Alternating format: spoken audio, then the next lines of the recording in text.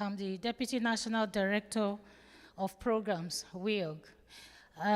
We are sorry that we are keeping you a bit late. We are waiting for the Honorable Minister who will be here soon. So please keep calm. We are on top of the situation. Thank you.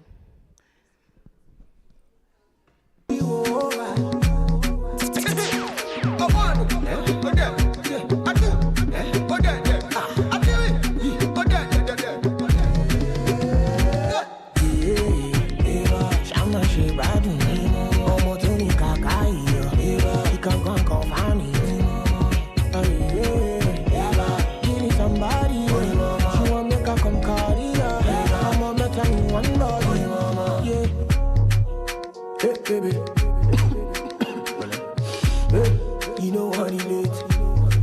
Bring out the baby. Down, girl. Go down, down. Yeah, the sound, girl. Down. I'm in love. I said I'm in love. Baby, let me cover you. When you stand, I'm under you. Oh, na na na na. Uncle, stop touching. Sorry, madam, sorry.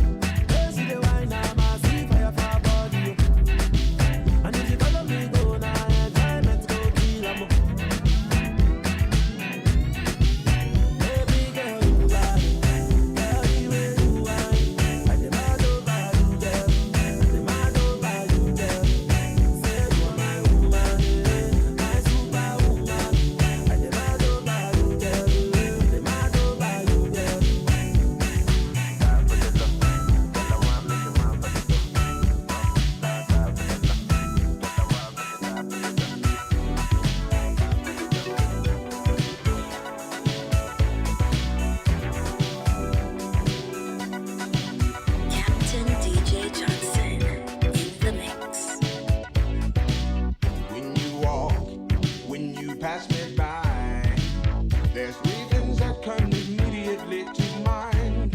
One is I like to have you. Two is I love your face.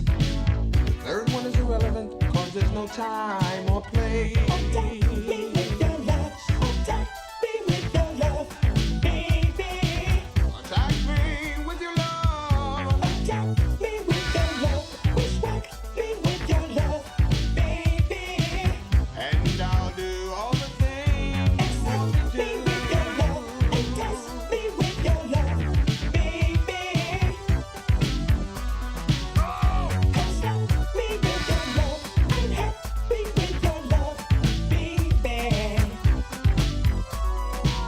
I think you need to know the deal about just how I really feel. Cause intensely I'm for real, and I'm sure I'll make you feel that I'm a mean man and I'm a go-getter. Hey baby, baby.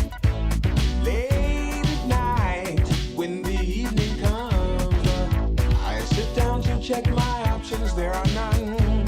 First thing I think about is your lovely smile and all the things that drive me wild. Got your lady, drive me crazy. What am I gonna do? Woo-hoo. Got your lady, driving me crazy. What am I gonna do? If I can't have you, attack me with your love. Attack me with your love,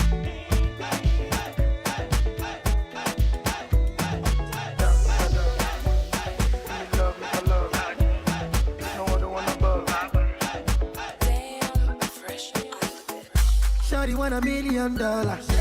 Say make a wire. Told me to wanna cover my girl. He say all our friends are living la vida loca.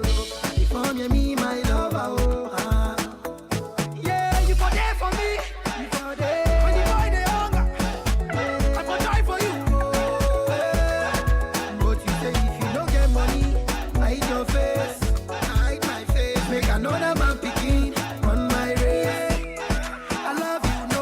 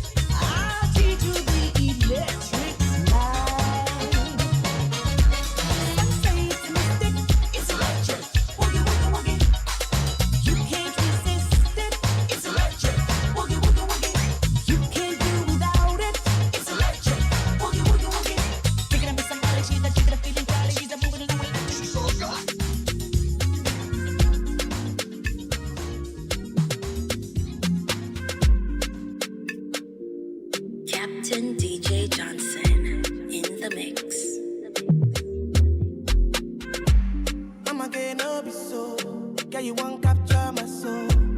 I'm again, no be so. Make you one mumbo lumbo. Better, bye. Better, better, bye. I'm loose. Even better done the para.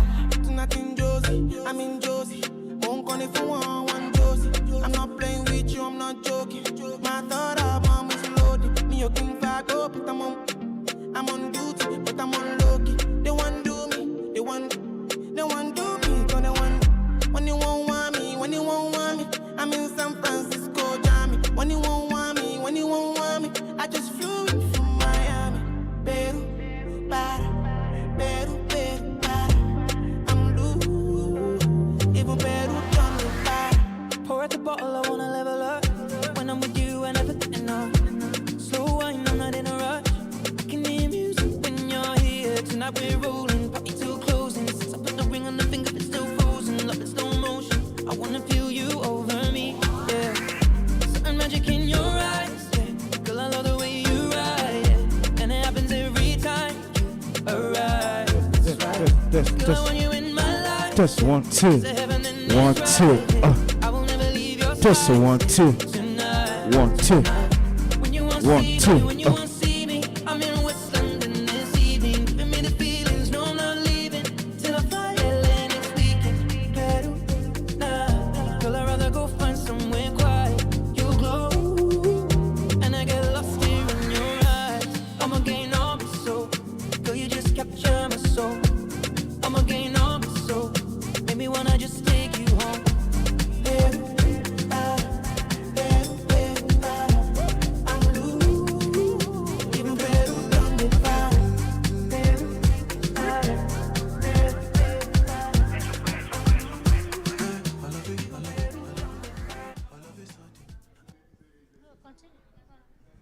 I was in the hurry. I just facing my grind and I start up my money. Remember Mama told me, she say, oh mommy, please, no worry.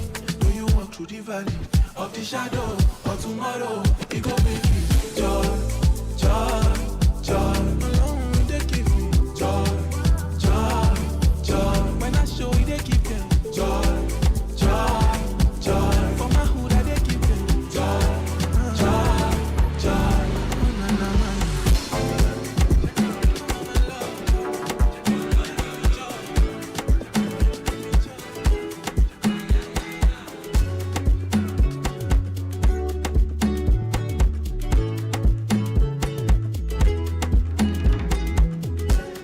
Go to buffet, no my get so come on your bed. Body on check. I thought I don't mind the pepe them. No you do my do, cause he go there. I don't put the baby go on and shake it.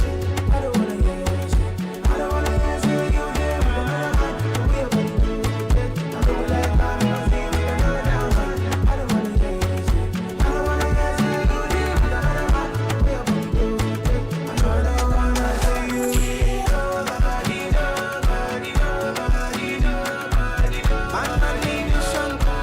I see no competition, and I mind my business. God is my witness. They don't see my vision. I'm a local journey, moonlow, 1 in a million. Waiting them talk say I do now. Yawado. Ojoojúmọ́ ló ń sọ̀rọ̀ mi. Jẹ́ kó máa sọ̀rọ̀ ẹ̀.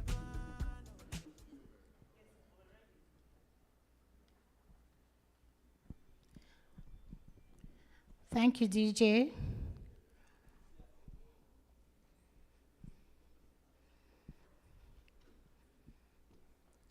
Once again, good afternoon, ladies and gentlemen. My name is Dr. Zuwaira Asekume. I'm the Deputy National Director of Programs for Women in Energy, Oil and Gas. As is customary with important occasions like this, we start with a prayer in the form of our national anthem. DJ, please. Thank you.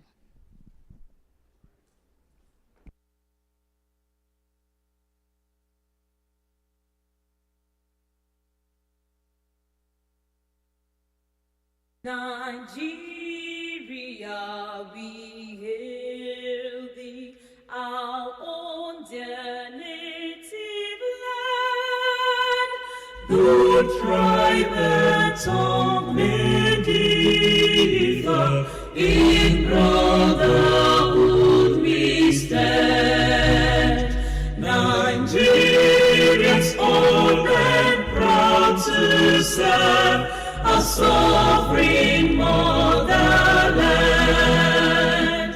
Our flag shall be a symbol that truth and justice reign.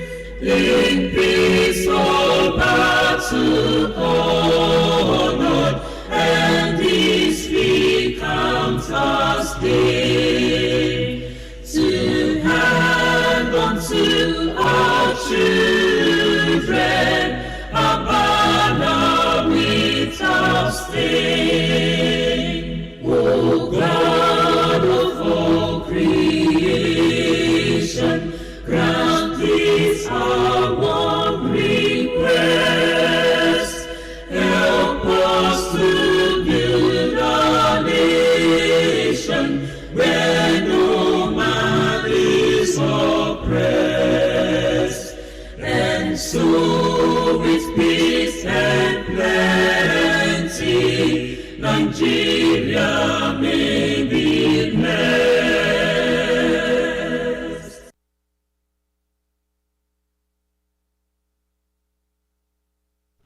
Amen.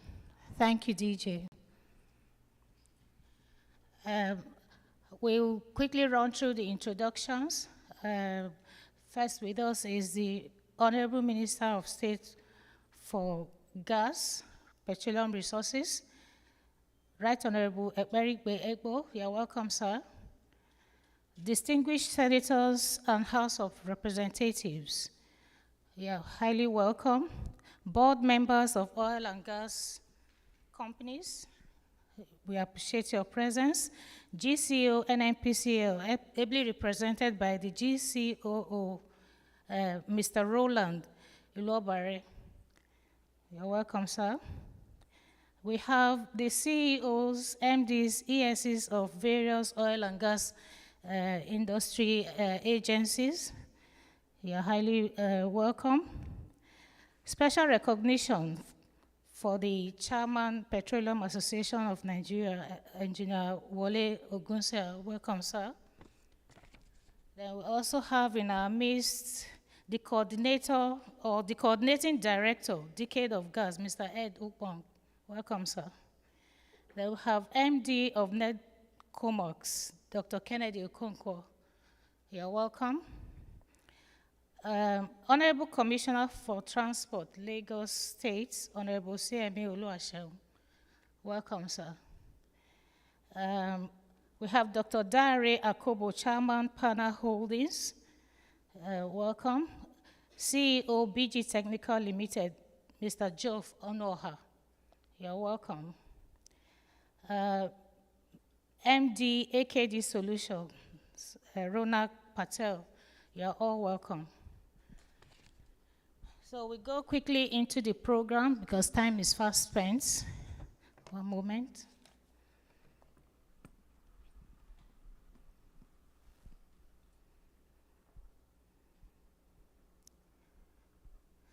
So our LOC chairperson, Ms. Hasia Audu, will come to give us a welcome address very quickly. Hasia, please. She's our National External Relations Director of International Forum for Women in Energy, Oil and Gas. Ms. Hasia, please.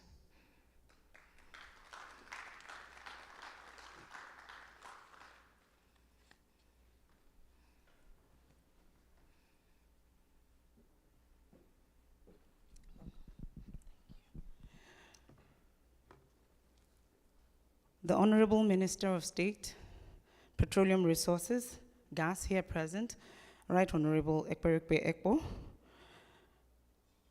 board members of oil and gas companies here present, MDs, GCEOs, ESs, DGs of various oil and gas industries here present, distinguished ladies and guests and gentlemen, our partners and our sponsors, On behalf of the board and executives of Women in Energy, Oil and Gas, permit me to welcome you all to this event that is chairperson by my humble self, the local organizing committee for chairperson for Nigeria, and also my co-chairperson in the person of Mrs. Estella Yahaya Balogun. I think she stepped out a couple of minutes ago. I humbly and delightedly welcome you all to the 4th edition of the Global Energy Trade and Investment Mission, JETIM, powered by Women in Energy, Oil and Gas. The theme for this year's JETIM goes thus: collaborating for a sustainable energy future, leveraging innovation and natural gas for sustainable development in Africa. As we navigate the complex challenges of transitioning to a cleaner energy future, it is crucial to recognize that collaboration across all sectors, governments, and stakeholders is key to achieving sustainable development in Africa. Today, we will explore how innovative technologies can be harnessed alongside natural gas resources to drive efficiency, minimize environmental impact, and ensure equitable access to energy for all Nigerians and Africans and the world at large. Throughout this session, we will delve into details of how innovation is being applied and can be applied in African energy sectors, discuss the challenges and opportunities associated with leveraging natural gas for sustainable development, and explore strategies for promoting collaboration and inclusivity in the transition towards a sustainable energy future. We promise to make this year's session even more interesting, educative, and definitely worth the value of your precious time spent here. Permit me to pause here in order for the event to commence in earnest, and once again accept my sincere apologies for the delayed startup of the event. Thank you for your attention, and we're excited to get started.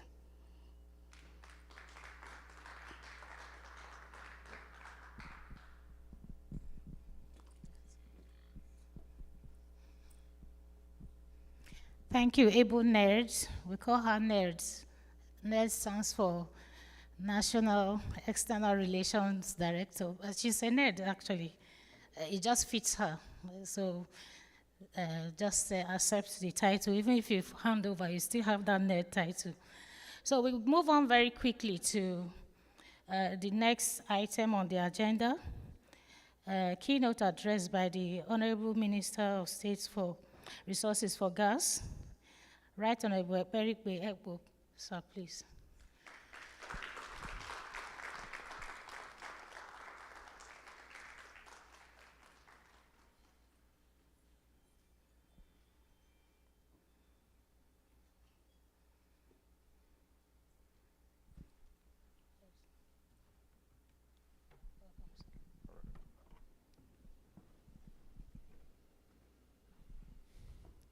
Good evening, distinguished ladies and gentlemen.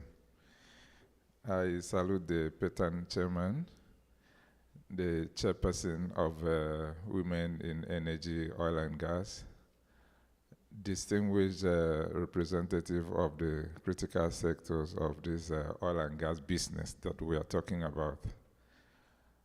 I'm really happy to be here with you. But let me first and foremost say that I'm deeply sorry for coming in late. It is not in my character to do that. But a few things held me behind, a few meetings, since I'm leaving tonight. Like I said, I'm really grateful to be here with you. And the women program is something that we should sit down with them and really encourage them the way it should be. And, but unfortunately, I've really scheduled to travel today. So I believe the women will pardon me. Next time, I will make sure I capture your program sincerely and be with you from the beginning till the end to actually show you the support I have for you.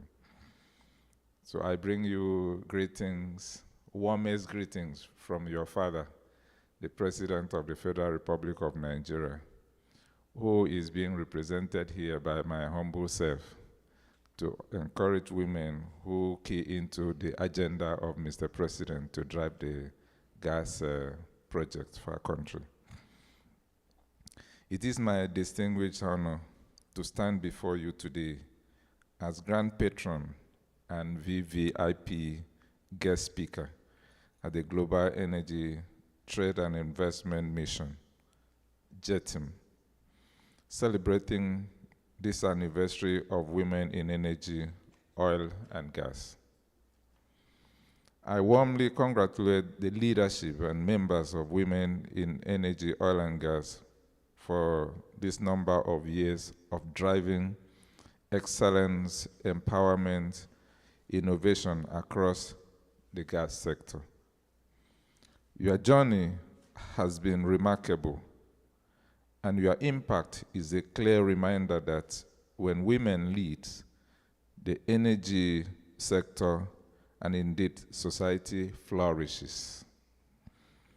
The theme of today's gathering, collaborating for sustainable energy future, leveraging innovation and natural gas for sustainable development in Africa, could not be more timely than it is today.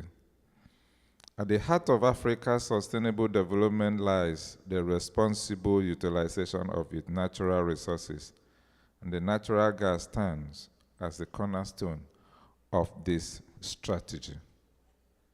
In Nigeria, under the visionary leadership of His Excellency President Bola Ahmed Tinubu, GCFR, we have placed gas at the center of our national development strategy through the Decade of Gas initiative.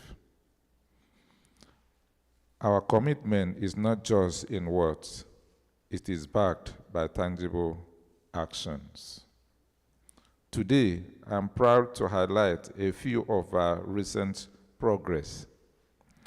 We have commissioned the AHL gas processing plant in Kwale in Delta State, a strategic project that adds significantly to our domestic gas processing capacity, while promoting environmental sustainability through gas flare reduction. We have also made important strides, like the ANO gas processing plant, one of Nigeria's flagship gas infrastructure projects. The ANO plant is poised to deliver 300 million standard cubic feet of gas per day, providing critical feedstock for power generation and industrial use.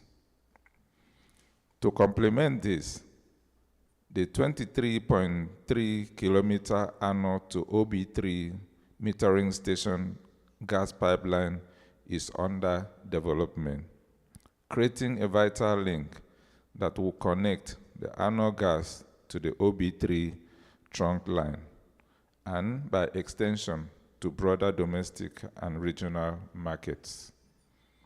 These projects are not only enhancing energy security, they are catalyzing job creation, driving industrial growth, and supporting Nigeria's ambitious climate goals by providing cleaner energy alternatives.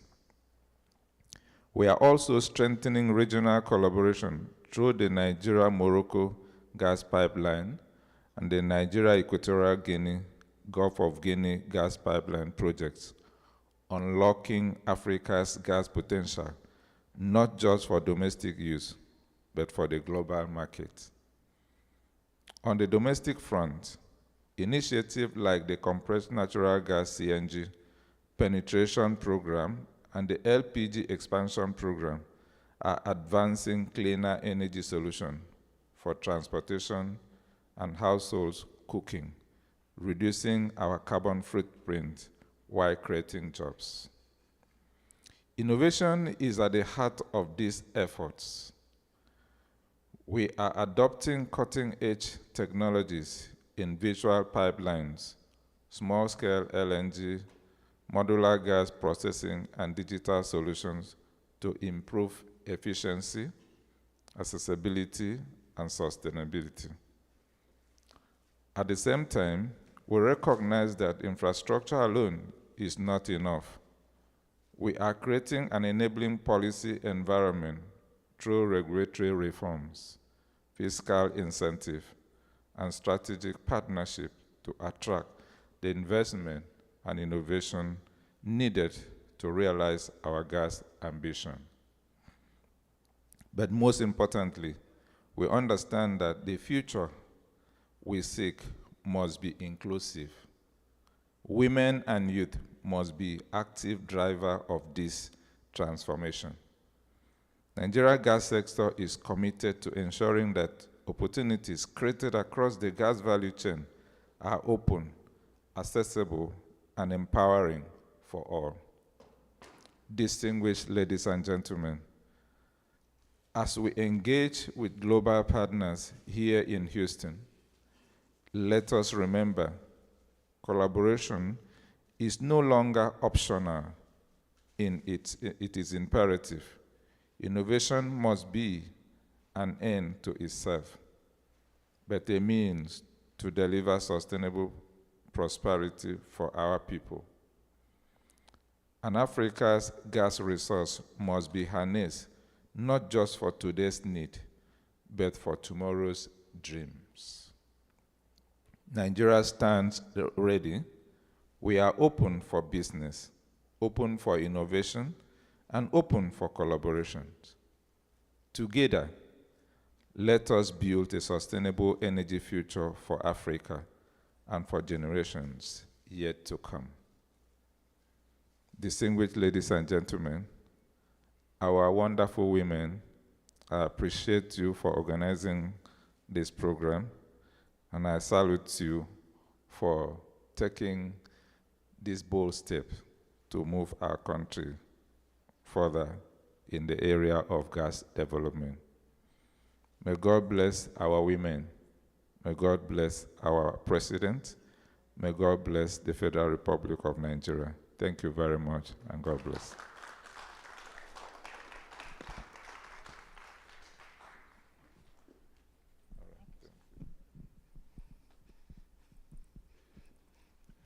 Thank you, Honorable Minister. We appreciate your humility in apologizing for late coming and your promise as well to keep it early next time. We have heard what you have said about investment in the gas sector in Nigeria. As women and as those at the receiving end of lack of power, lack of energy, we expect that these lofty strategies you have espoused here would be will come to light soonest. So we have seen what had happened in Western Europe last week, the cost of energy loss. Imagine us that live with it day by day in Nigeria, how much it costs us to live without energy. Going forward, Mr. Ewubari, sir, please. Mr. Ewubari. Yes, sir, we need to present your award to you, sir. Yeah, Mr. Ewubari. Yes, sir. Yeah. Permit me to call you, sir, to give an award to our, okay. After the beautiful women.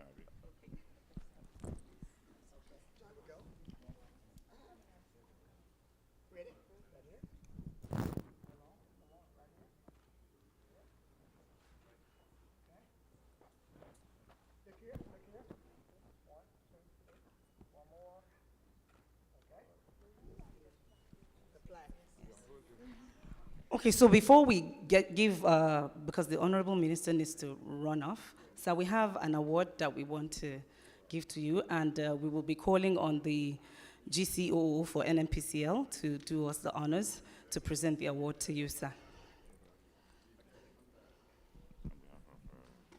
Women in Energy, Oil and Gas, yes. Honorable Minister, sir, on behalf of Women in Energy, Oil and Gas, Oh, okay.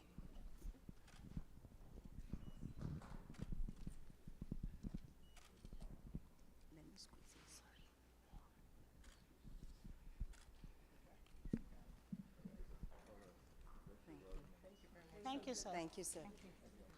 And also, before you leave, sir, I apologize. You will kindly be returning the favor because he has an award as well. So before you leave, you would, yes, you will reciprocate. These are the kind of events I like to attend. And then all our panelists have awards, so they'll just hold after he has presented to the GCOO. It's not my own, it's for Bayo Julari. Yes. So there's yours, and then there is for the GCO. Messenger. Bio Ojulari, GCO.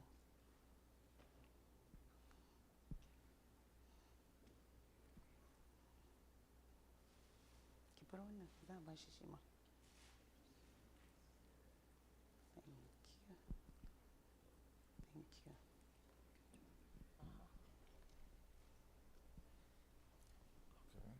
All right. That's for Bayo Julari. Okay, thank you very much.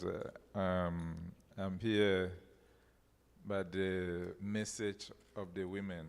You know, they are very powerful. They have directed me to hand over this award to Mr. Bayo, the GCEO of NNPC, where you are representing at this event. Thank you very much. Thank you.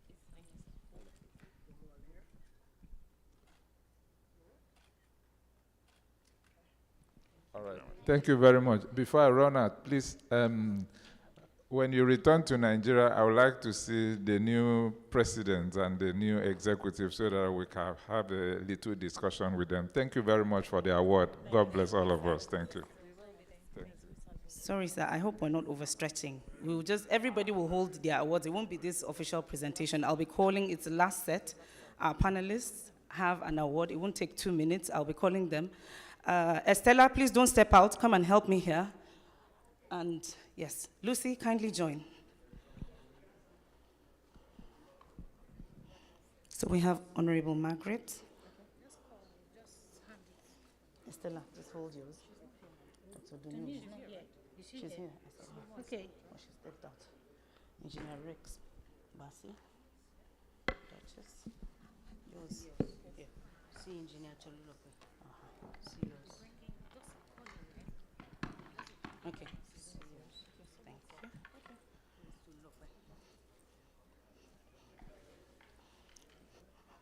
Okay, so I'll be calling on the names. Honorable Margaret Osenlen. Ovolen. Thank you. So who's going to give me the award? So we'll just hold it and then we'll take a picture with him. He's really for his flight. All right. Ambassador Lucy Okeke. Estella Balogun. Do we all have our awards? Okay, so let's just flank. Duchess, do you have yours? No, I don't. Please, who has Duchess's award? I need to carry my own, Abby. Where's Ogas? Where's the minister? Let's see it. Thank you so much for joining us. You have to show this award. Where is my own? Your award. Come with your award. Oh, should bring my own award. Yes. Can we move back a little bit? Sorry, can we move back a little bit?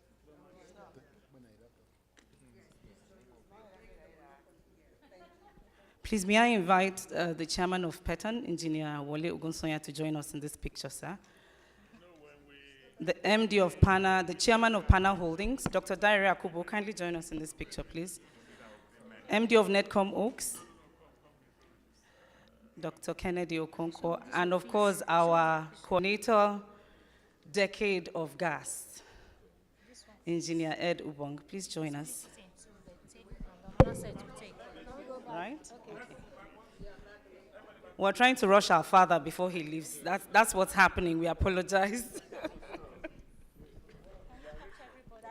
And my one and only Oga, the board member of Please, sir, come and take my spot. Board member of NNPC Limited. This is appraisal.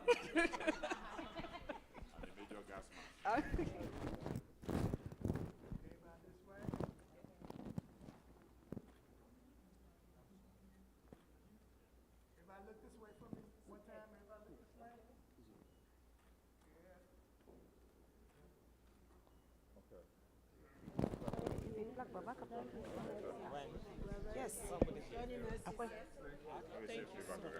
Flight safe.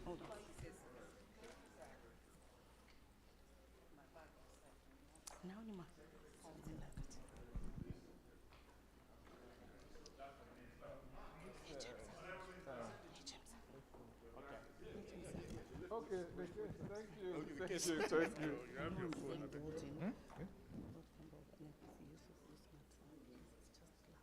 you concluded the panel session?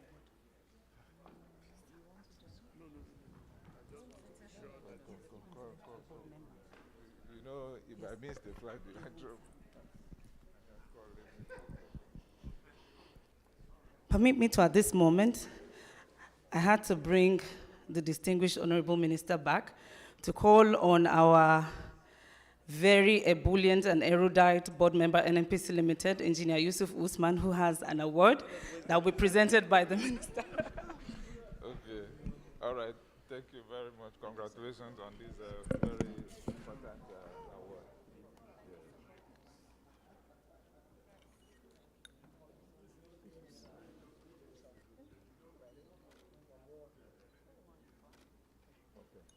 Thank you. God bless. I hope that's okay. Thank you very much, sir. We wish you safe travels. Thank you. Please, a round of applause to all the awardees in advance. We had to do this. It was supposed to happen later in the event. Yes.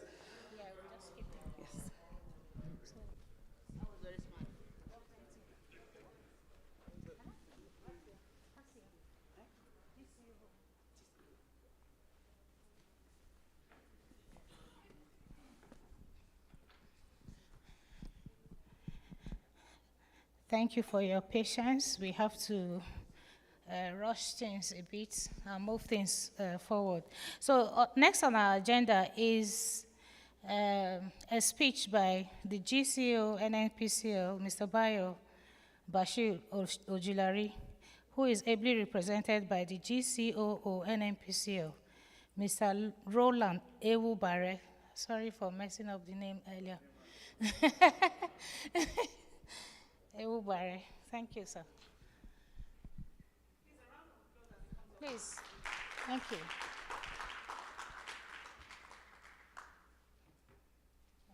Thank you, ma'am. Whenever I'm in a gathering of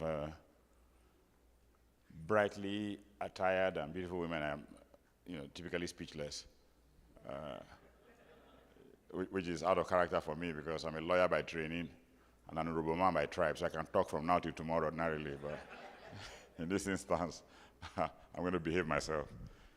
I bring you very warm tidings from Engineer Bayo Ojulari, the GC of NNPC, who had already planned, to be here in person. But you know how it goes, exigencies of office, he couldn't make it. But 2 weeks ago, when the Women Energy team visited us at the NNPC Towers, Bayo made a commitment that if he couldn't make it, he would send me in his stead. Now, because we've had so many visitors come to the towers to see us, I already forgot about that commitment. And yesterday morning, I got a message from Hasia saying, "Oga, you're supposed to be here to partake in our event." At that point, I now found myself frantically calling my travel agent to reschedule my trip because I planned to leave yesterday anyway. But be that as it may, I am here on behalf of Bayo Ojulari and distinguished guests, ladies and gentlemen. I want to join the Women in Energy, Oil and Gas in recognizing the very, very significant impact and importance of gas as a natural resource in the energy value chain in Nigeria. People like Yusuf always proudly say that Nigeria is essentially a gas basin with some small oil in it. Abi Yusuf. So it is truly an honor to address you guys today at this event here in Houston. It is important to state, for the record, that this event is more than just a meeting of minds. It is an important opportunity to build meaningful partnerships that will shape a sustainable energy landscape for future generations. The conference theme is a very salient one.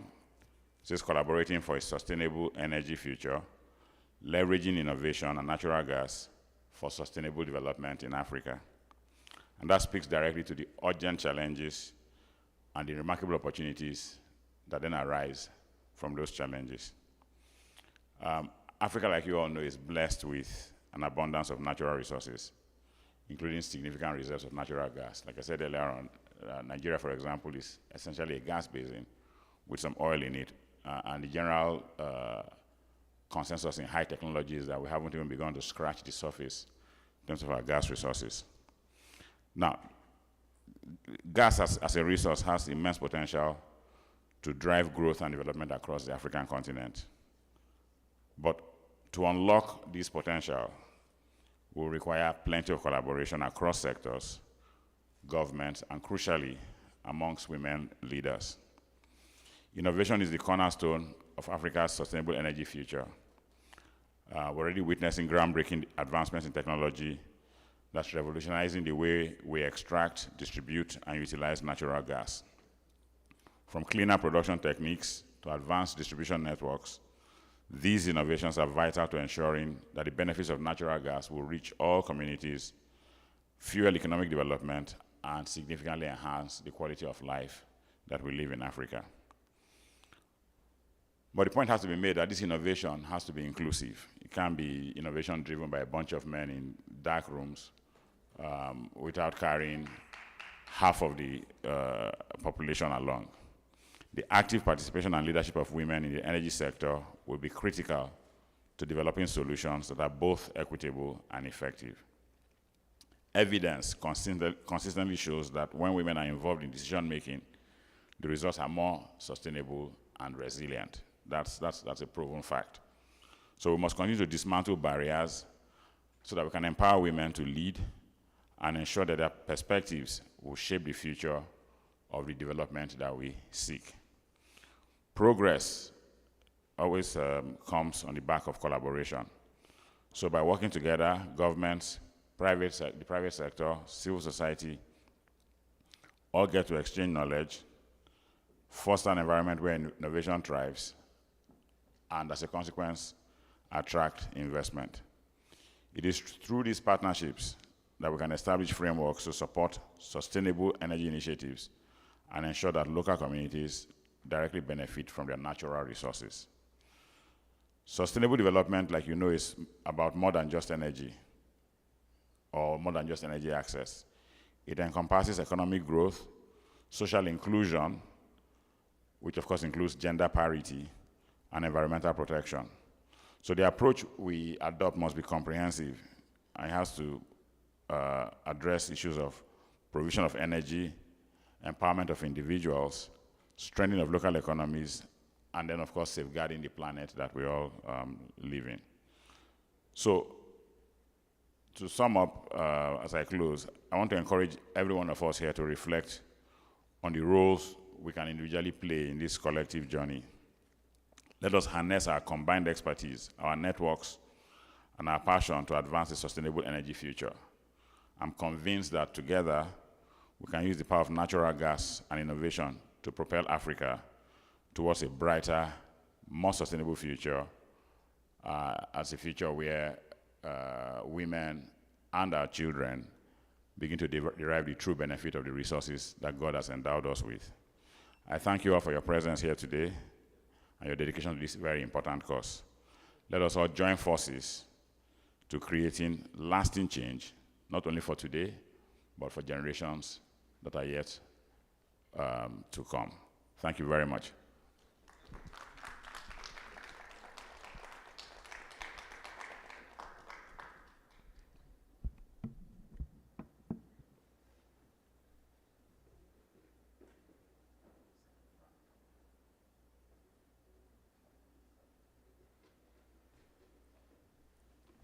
Thank you, Mr. Ewu Bare, for your speech.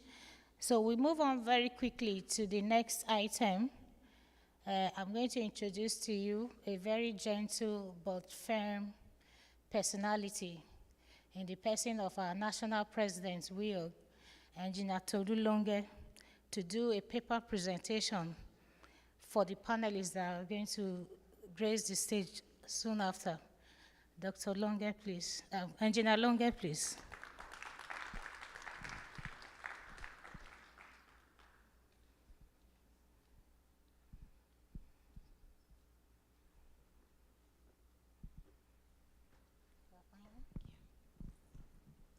Good evening, everyone, and welcome to this August occasion. Please permit me to stand on existing protocols. Our theme for today is around collaborating for a sustainable energy future, leveraging innovation and natural gas for sustainable development in Africa. So, we're going to be talking about power, partnership, and progress as it relates to this topic. Today, first and foremost, I'd like to bring you greetings from all the women in energy, oil, and gas globally. We thank you for being here and honoring our invitation. At Women in Energy, Oil, and Gas, we're big on advocacy for women, inclusion, and youth to be part of the energy discourse, particularly as the biggest recipients of the aftermaths of the activities of the energy, oil, and gas industry.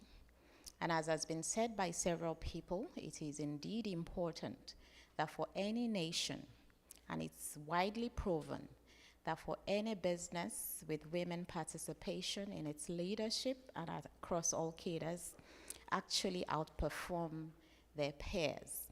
So it is important for us that indeed women and the youth are part of the discourse and part of the solutions. So today, I bring you a message wrapped in urgency, hope, and possibility. Africa is not standing still. We are rising with strength in our stories, power in our people, and wealth in our winds, sun, and our gas reserves. This is not a conversation about just energy. This is a declaration about our destiny. Let me be clear. The energy future we need is not something we are going to wait for. It's something we're going to work for, and we're going to do it together. We must embrace the formula for Africa's transformation in the body of power by partnering together in order to be able to achieve the progress that Africa needs. Africa has one of the world's youngest population and some of the richest natural gas reserves on Earth. Yet, millions of people lack access to reliable electricity. This is not just an energy gap. It's a human rights gap and must be addressed.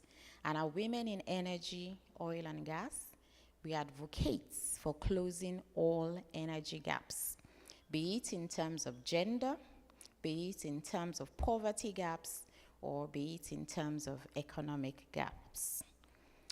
Natural gas is Africa's golden bridge between our fossil fuel past and our renewable energy future. It is abundant, it is cleaner than coal, it is deployable at scale and critical for powering manufacturing, transportation, as well as homes, today as well as in 20 years to come. So, let's talk about the jobs that natural gas can create. Not just in upstream, but in LPG, bottling plants, modular LNG facilities, gas to power, fertilizer production, petrochemicals, and a host of others. Gas isn't just a fuel. It's the fuel for the future. So, let's talk about gas, how it can power growth, and how it can propel Africa to the greatness that Africa rightly deserves. But I must admit that gas without innovation is just another missed opportunity. Africa needs to innovate with intention. Intentionality is a critical element of what Africa needs to do in order to transform. So let's imagine this. Smart grids run by AI, drone-based pipeline inspections, women-led energy startups using Internet of Things to monitor LPG supply chains. What if we empowered our youth to code the next solar gas hybrid microgrid in Lagos, in Abuja, in Port Harcourt? What if African women in rural areas led the transformation from firewood to clean LPG through blockchain tracked supply hubs? Can you just begin to imagine the power behind that and fathom the change that that can really bring to Africa? Innovation doesn't just belong to Silicon Valley. I can guarantee you that it belongs in Sokoto, it belongs in Soweto, and it belongs in Sego. And that's why today we must invest in the bold, the tech creators, the climate visionaries, as well as the gaspreneurs amongst us. We must encourage our youths. We must support our women if Africa is to come into our own. So coding should be used to create the desired change that we need, and by connecting each and every one of us in Africa, not just in terms of power, but in terms of everything. As they say, Ubuntu is the word. Let's talk about partnership. Sustainable energy is not a one-country mission. It's a continental collaboration across the entire African continent, if the continent is to rise and take its rightful place amongst continents. We need cross-border infrastructure, regional regulatory alignment, and private-public community partnerships that are equitable, efficient, as well as empowering to our people. We must also make space for gender diverse partnerships, highly important. 50% of the global population cannot be rendered almost incapacitated, and we expect to be able to take our rightful place. And we expect that there is a race as a people to be able to advance, whether in technology or any other areas. Because as for us at Women in Energy, Oil and Gas, and I personally as the National President of Women in Energy, Oil and Gas, I stand on this stage this evening to remind you that when women are empowered in energy, communities become resilient, policies become inclusive, and innovation becomes unstoppable. Can you just imagine that? WIOG is proof that when women rise, entire ecosystems rise and transformation occurs. We are mentoring the next generation of female engineers, project leads, and policymakers. But we cannot, I repeat, we cannot do it alone. We need you. We need our governments, we need our companies, we need our investors, we need our men, we need our he for she's, We need our she for she's. We need our youths for she's to champion women, not just as beneficiaries, but as co-architects of this energy future that together we can co-create. So, we must empower if elevation is to happen and if equity is to become the way we do things. The true purpose of all this, you may be asking, is what exactly? The message I bring is about progress, not just at the GDP growth level, but human development, environmental stability, and dignity of our people. Our environments have long been devastated, and our women are the greatest recipients of the negative impacts of environmental degradation. Is it the woman that can no longer go to her farm to eat the fruits of her labor because of contamination of our land? Or cannot eat the fish from our seas, our oceans, and waterways? Or the woman that does not feel safe to be able to transact a business because of the destruction and the devastation of, for instance, areas in the Niger Delta and all that we see happening there. Let's picture this future where rural health centers across our nations are powered by clean gas, generated electricity by solar and the likes, where women and girls no longer inhale smoke from firewood cooking, where cities run on hybrid gas renewable energy, where export pipelines sending our energy and bringing in revenue for the much needed and deserved investments in the education of our children, who are our future, in our healthcare systems to protect our aged and support the next generation, our youths, our future, and our infrastructure. This is real. Inclusive, sustainable development, and it must be led by Africans, for Africans, with African resources and resilience at the center.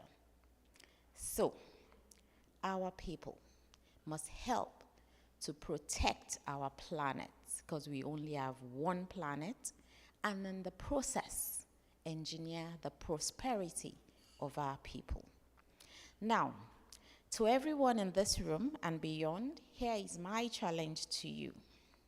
Please, don't leave today, don't leave this conversation behind, but leave here with a commitment, a call to action, that things need to change. A commitment that wherever you find yourself, to be able to power bold policies that actually make a difference, not policies that end up in the shelves.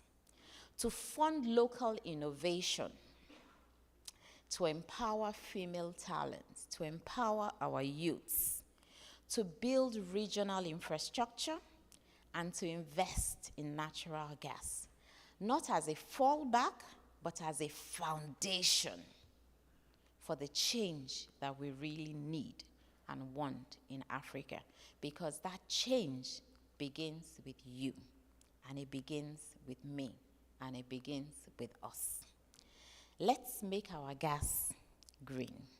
Let's make collaboration contagious, and let's make sustainability scalable, such that the solutions we bring can really transform and empower our continent. So we must collaborate in order to be able to catalyze change that we want and conquer the challenges that have long plagued us. Africa is not waiting to be invited to the global energy table. We are building the table as we go. We are setting the agenda, and we're going to be using our women to also be cooking with clean gas to bring transformation that we want. So, from power to partnerships to progress, our time is now. Our time is today. So, let's light the way ourselves, for our children, and for generations yet unborn, because we do not have any other place to go.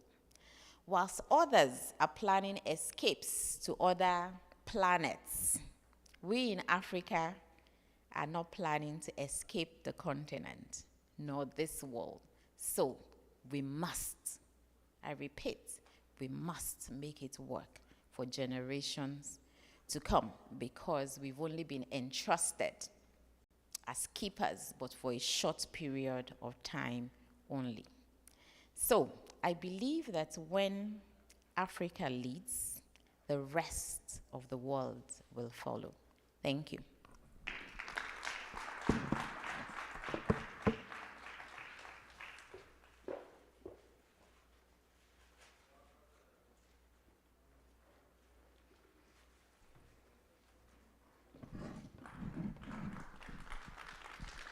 Thank you, MP.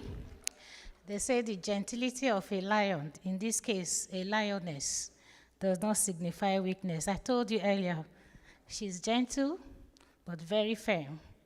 Gives you time, you stick with it. Don't add a second to it. That's who she is. But she's very gentle. We've heard you, MP. Thank you for your paper presentation. So very quickly, I would like to introduce our moderator, because we are going into the panel sessions. Our nerds, Hasia Audu, is going to be our moderator. So she will introduce the panelists to discuss issues around our topic for today. Hasia, please. Please, you see, please, so clap.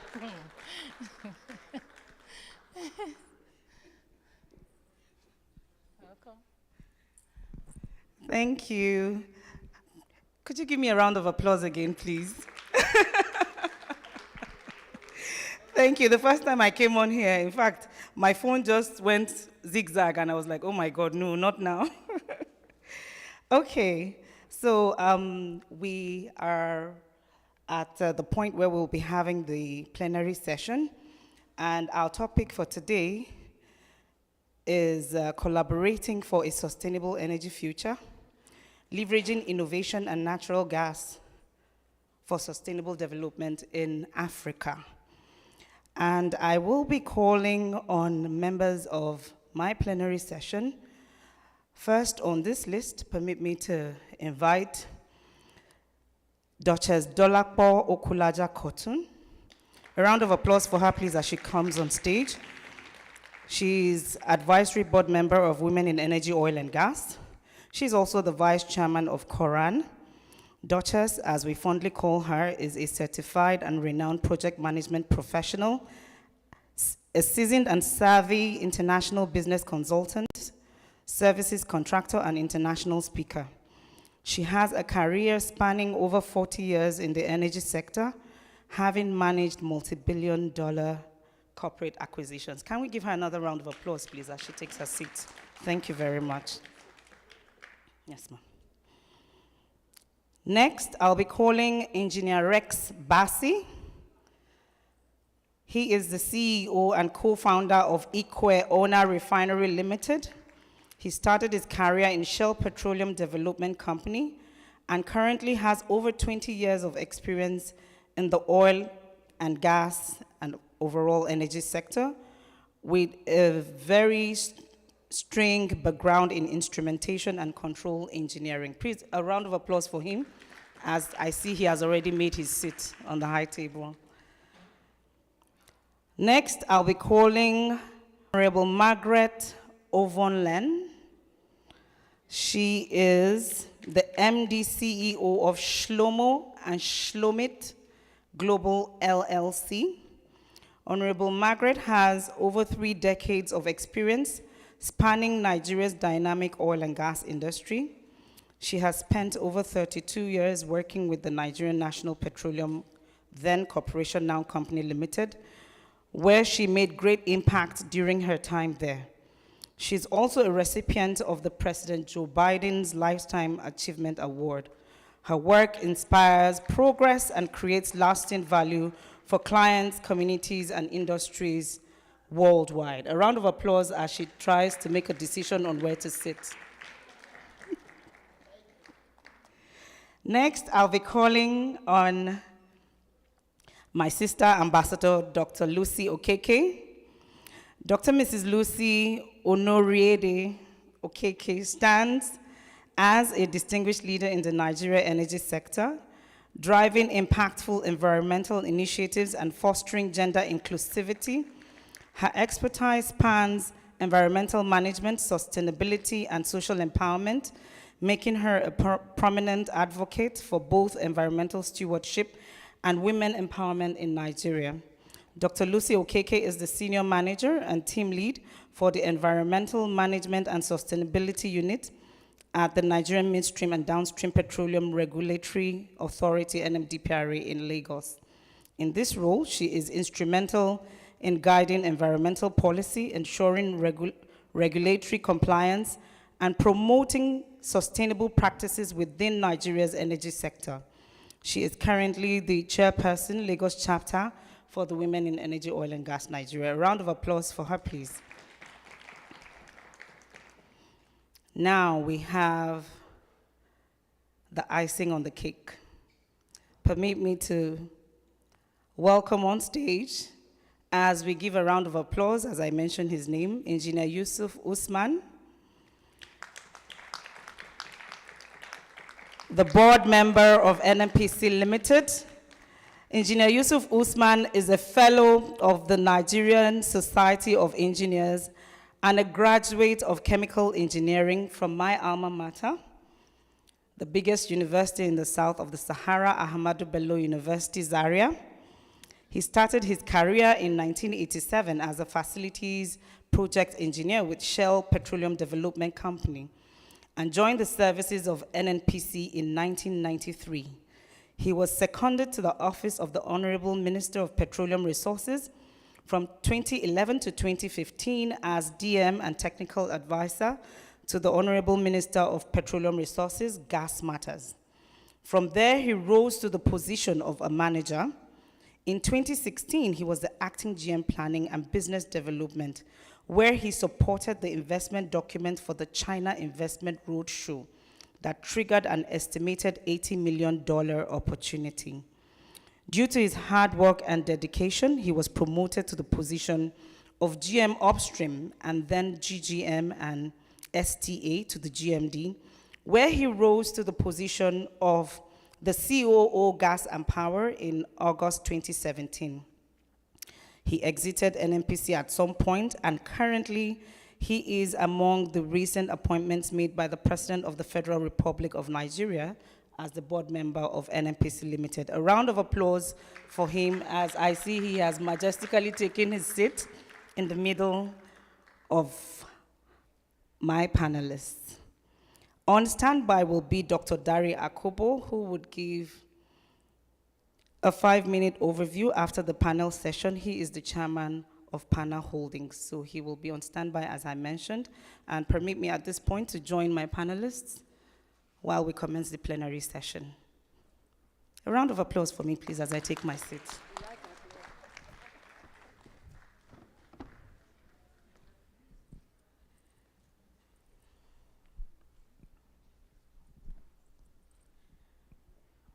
Okay, so thank you very much once again to my dear erudite and very intelligent, well-respected panelists. I believe that the questions I'll be asking, because I know we have seasoned experts on this high table, it is my honor and pleasure to share the stage with you. I will be expecting 2-minute elevator pitch responses to the questions so that we can save time as we see that time is already fast spent. And I'll be starting my question with the gentleman with glasses, Engineer Rex Passy, to the extreme. The CEO, co-founder, Ikwe Owner Refinery Limited. I'll be starting by asking you a compound question, sir. As the co-founder of Ikwe Owner Refinery, what inspired you to start? What have been your challenges so far? And kindly share with us your view on some actionable steps that refiners and gas plant operators can take to integrate innovative technologies for improved energy efficiency, as well as align with ESG targets for carbon intensity, without, of course, compromising profitability or throughput. Do you need me to run through that again, or that's okay? Thank you very much. Good evening, everyone, I'll say. Welcome again to this great panel section. First, I want to comment that women are great, and we appreciate that you took your time to arrange this conference. Now, about what you asked, as a young person that has been in the industry for over 20 years, it sounds as if I'm young looking. At least I saw my guys here. I've been in Shell too, where I got the inspiration. We built the first floating gas plant in Shell called Awoba floating gas plant. And we moved over to build the Cotton Channel gas plant in Shell. I was part of that from 2003 to 2004. And working with the community down there, we understood that as engineers, we have great men in Nigeria. And this propelled the fact that I had to resign after 5 years. I was quite a mess as a young man. It was a challenge. Having that dream to build a modular refinery in Nigeria is not just overnight.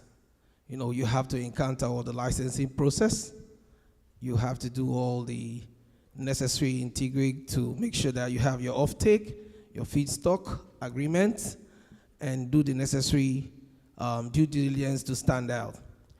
As we go in Nigeria today, I would want to comment the fact that we've been able to break the ice. We have the likes of Walter Smith, Aradel, and in future we're expecting more modular refineries.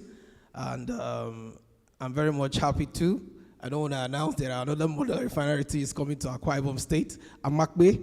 Amakbe actually was the first modular refinery that was built in Nigeria in 2006. But today, we have Amakbe coming to Nigeria. And this has really encouraged a lot of people in Nigeria to see that we have to open our arms for women. And we went ahead to engage the community by putting the community on the board. That makes the whole situation easy. Where you have community in those days in Shell where we work, you know, they come into bus pipelines, they try to cause some uptrons and make people feel that things cannot happen. No, they were not carried along. And we had some challenges, but we looked around it and decided that it would be better to carry them along, put the community first. Once you do that, you have all your arrangement, all the things you'll be doing will just go in a very, very smooth direction. So Nigeria has created that enabling environment for, you know, upcoming people to integrate women, like the Duchess seated here. She is part of our struggle for so many years. She's been the lady that has, you know, put our foot down to see that the little things that we do has created an environment to see that we integrate and bring a modular refinery into shape. We started Koran. In fact, when we started it, it was Moran first. We wanted to do Modular Refiners Association. It was not easy, but we went ahead to, you know, started incorporating the women and things started getting better. So today we have WIOG. WIOG has also given us, will I say, the opportunity to have people like you, MC, and the madam seated here, Margaret. She has also been instrumental to so many things we're doing in Nigeria, in as much as she's in Houston. Today, we have a lot of pool of, will I say, investors having interest to do modular refinery in Nigeria. And you'll be shocked to see that in the future, we'll be having modular refineries in Delta. We already have OPAC. They'll be scattered around the Niger Delta. And this is not a rocket science, just like you have in Houston here, you have modular refineries around everywhere. Niger Delta is placed now to have a lot of those modular refineries. Now we are happy we have Dangote, but Dangote is the big refinery. People were wondering if Dangote comes on board, what will happen to modular refiners? But Nigeria is so large, we're big, that we are expecting to have more than 10 modular refineries. And if we have them scattered in Delta, Akwa Ibom, Bayelsa, Cross River, that will definitely reduce the exposure of our importation. You know that. But right now, we are pleased to say that modular refiners have now decided to come together to promote the investment, and we're doing it ourselves. We have front-end engineers that we do the front-end engineering design in Nigeria. We don't need to come to Houston to do front-end engineering design. We do that locally. All we try to do is to see that we calibrate in terms of the ISBL, which is their patent technology. But today, Nigeria is blessed with a lot of talent. We're blessed with people that are going to do a lot of work for the modular refinery. Thank you. Thank you very much, Engineer Rex Bassi. Thank you so much. We appreciate all that you have shared with the House on where we're at with modular refineries, your challenges, how you were able to surmount them. And I appreciate that you mentioned while you were speaking that inclusivity is it. Besides successful modular refineries, there are strong women. And luckily, we have those strong women on this panel, which leads me to the next panelist, Duchess Okulaja, Duchess Dolapo Okulaja Kotun. Ma, you've been in the oil and gas space for such a long time. Kindly share with us what your notable experiences were, especially as a woman in a male-dominated field.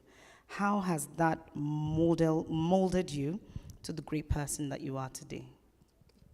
Thank you. Thank you. First of all, I like to stand on all existing protocols, and I like to thank the National President for having us here and for such a great summit. This is our 7th year, and it's only going to get bigger and better. Okay. I'm the second of 4 girls. My father wanted sons, but unfortunately, he had all girls. And he distributed what we are all going to be. My older sister was supposed to be a doctor. I was supposed to be an engineer, a lawyer, and all those things. No, actually, sorry, I was supposed to be the doctor, and I said, Daddy, I can't be a doctor. I can't stand blood. But I've always had a scientific mind, and I was always a tomboy. So my father was, he knew that, I was going to go beyond the bounds of just being a woman. And my father, he was my #1 hero, because even as an Ijebu man, he gave all of his daughters the best education that money could buy. And I knew that if he had lived long enough, he would have even promoted me to PhD, but he died over 30-something years ago. But even while he was alive, he was very instrumental to making who Duchess is today. My other hero is my mother. My mother, very intelligent woman. She had 4 children, and then she went back to university to study. And she got a BSc in agricultural sciences after 4 children. So I've had very good role models and heroes in my life. And I like challenges. I like providing solutions. So science, to me, especially chemistry, was a mind opener for me. I just wanted to build, because chemistry is about building, is organic, So it was very, very inspirational to me. But growing up, I was always the lone woman, at the most 2 women. When I was in college, there were only 2 women in my department. When I started my career in the manufacturing industry, I was climbing 100-foot gantries, and they were telling me, you're a woman, you can't do that. I said, please don't tell me that. I'm a woman, I can do it. The only thing that a man has over me is physical strength, but intelligence and determination is not gender bound. So I'm a very resilient person. I'm a very determined person, and I like to break boundaries. If you tell me I can't do it, then know that I will do it, because I'll be determined. I will research. I will find the solutions, and I'll make sure that it happens. So, thank you. So, I've had a very, very challenging but yet wonderful career, because I've always been in a male-dominated environment. And I noticed that, initially I used to be quite aggressive, because I was trying to be, no, they can't bully me and all that. But I had to speak to myself, and I said no, because I'm mentoring women, and I want those women to find their own place. We're not trying to replace men. We just want a place at the table. So we've got to be women. We cannot be aggressive. We cannot try to be a man. We've got to be women. So my feminine side, he's my chief executive officer, and he tells me, Duchess knows how to be a pussycat, and Duchess knows how to be a lion. And that's what we women have to learn to be. We've got to learn to know when we're going to be pussycats, and we've got to know when we've got to be lions. But most of all, we've got to have that intentionality that we are going to succeed, and that nothing is going to stop us. I started my oil and gas career almost 40 years ago as an AGO trader, and that was really, really hectic. But through the years, I've worked many, many years here in Texas. I worked with Petrobras. I ran the Walker Ridge asset, and I've handled, like she did in my bio, multi-million-dollar assets here in the United States. But I'm an African. And my passion has always been for Africa and Nigeria. And I am so delighted and pleased and honored that at last Africa is fighting for Africa. I talked about it many years ago, that Africa needs to have an energy security plan for Africa. Trump is busy telling us that we shouldn't drill oil, but he's telling his people, drill, baby, drill. So it's not the exploration and the production that is the issue, but it's the cleanness of it. So we've got to find clean ways of exploration and production, and we've got to find clean ways of refining, which is what we are doing in Ikwana, and which is what we are encouraging our Kora members to do. Find cleaner ways of refining the crude, because crude oil is not going anywhere. There are over 10,000 products that come out of crude refinery, petrochemicals, everything that we have here has an element of fossil fuel in it. So I worked hard, I was determined, and I never said no. I'm very open. I'm very open-minded, and I'm very, I speak up. I don't wait for people to ask me to talk. I'll put up my hand and I'll speak. And I want women to be like that. We shouldn't be shy. We have something to offer. We are skilled. We are talented. So we should not be shy. You shouldn't wait to be asked. You shouldn't wait to be instructed. But you've got to have a goal for yourself, and then you put yourself in that place. I want to see more women speaking at panels like this. There are so many opportunities at OTC where you can panel. WeOrg is actually a supporting organization for a technical session where we were birthed 7 years ago, and for many years they didn't do it, but they started it again this year, and I'm happy to say that WeOrg was part of it. So I just want to encourage the women out there. It's possible. Yes. Everything is possible. You just got to have a plan. You've got to be intelligent, and you've got to be resilient, like our national president said. And we'll get to the top of our career. Thank you very much. My round of applause. So the takeaway for that, ladies, don't be shy. I believe this also applies to even men, because we have some men who are shy, right? Don't be shy, be focused, be resilient, be determined to break boundaries.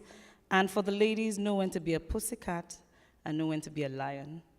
Thank you very much, Duchess, for those words of wisdom. Next, I'll be moving to my Oga,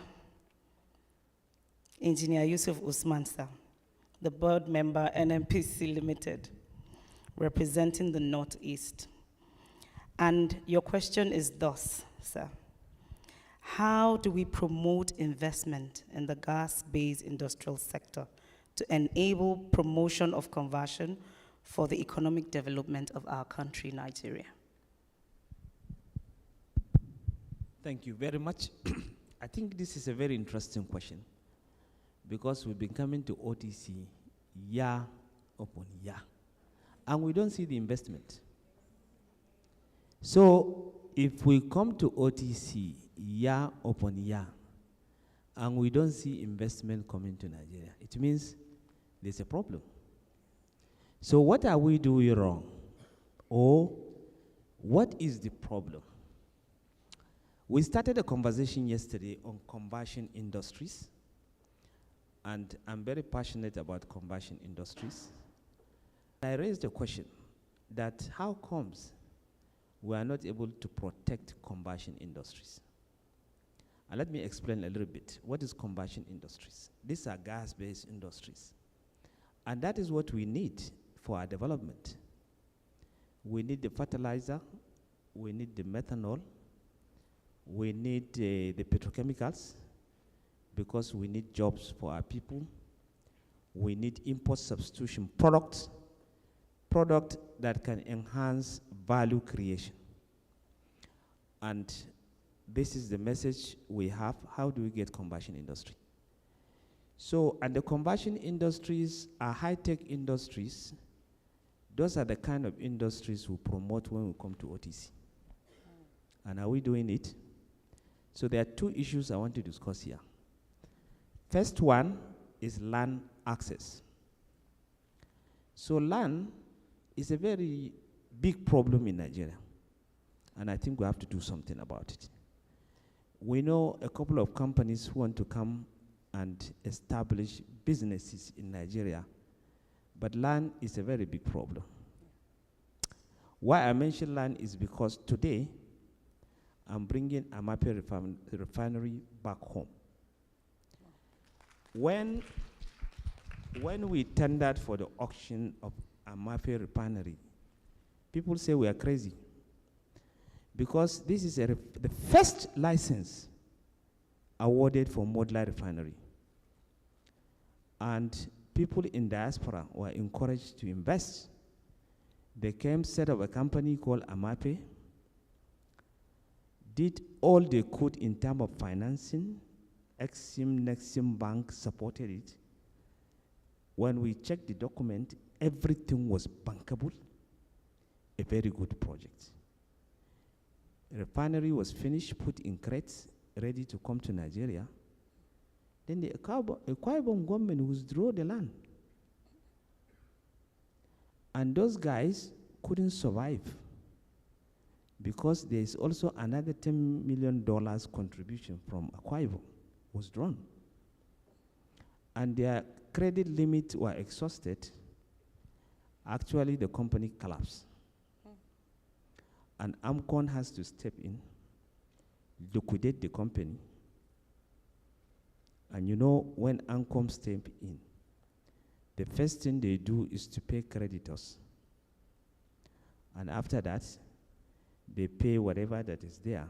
And the last people to be paid are the shareholders. So they auctioned this refinery. Three things we bought: the refinery, the license, and the land. 34.3 hectares of land. But because AMCON took it, so nobody would take it away from AMCON.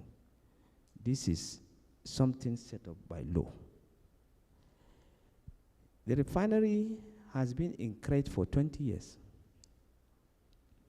A lot of people came to inspect it. They say, no, whoever that will buy this refinery must be crazy. But we were told it's a brand new refinery inside crate.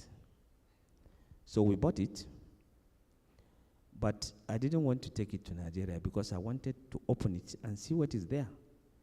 So they opened this refinery and all the lagging was dismantled, and I saw this particular refinery. And we embarked into action to put it together.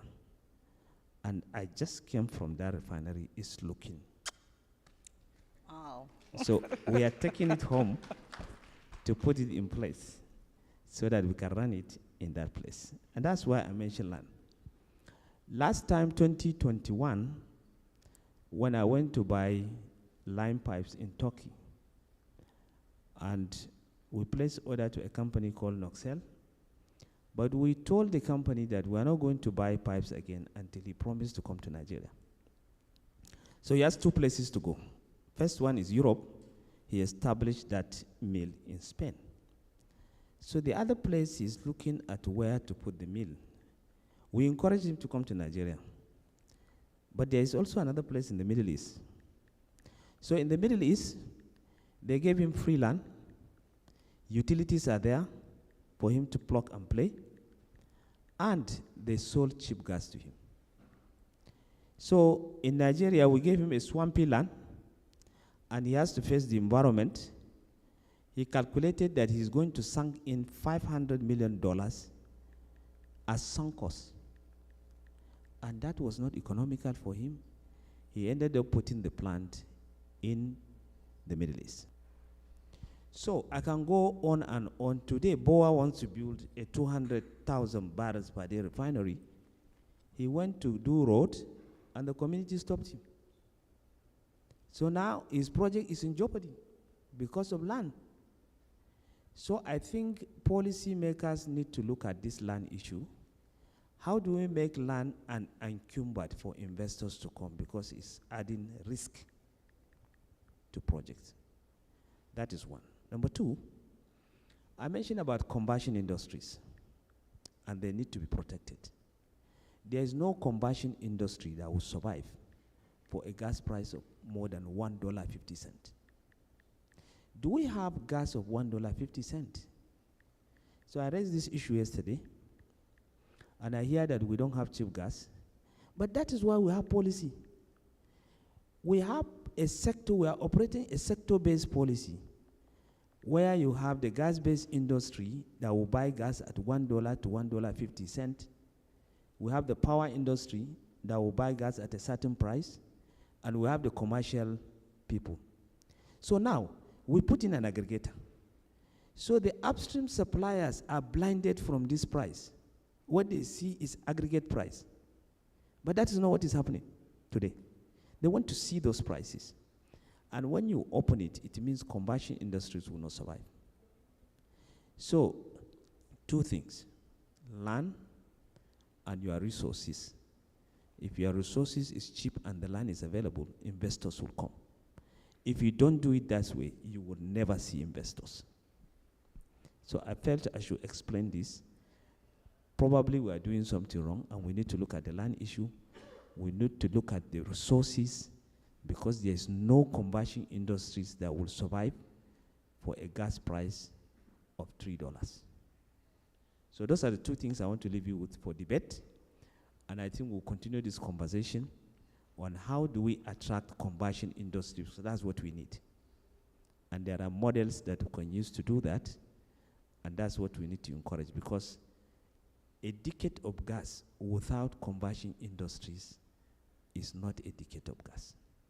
Let me leave it at that so that other people can talk. Thank you very much, Engineer Yusuf Usman, for that very intelligently made submission on that question. Policymakers truly need to develop policies that secure land access, land resources. Thank you for you and your team's dedication to bringing the Amape refinery to Nigeria. Thank you very much, sir. At this point, I would be moving over to Honorable Margaret, the MD CEO of Shlomo and Shlomit Global LLC. And your question is thus, ma: how can public-private partnerships be optimized to fund scalable gas projects that meet both development and climate goals? Thank you very much for that question.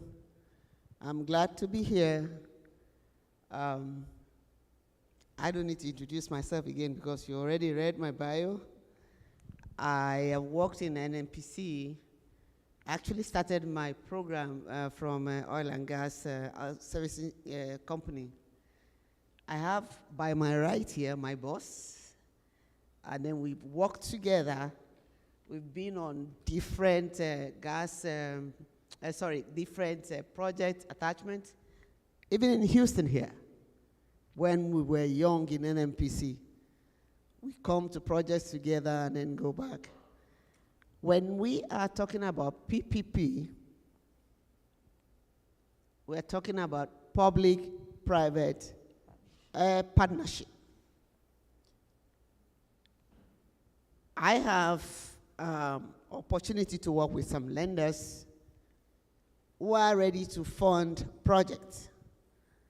And it is expected that if somebody is bringing in so much money, they should have something they call return on investment guaranteed. Now, when we're talking about PPP, we're talking about government and public working together in collaboration. So many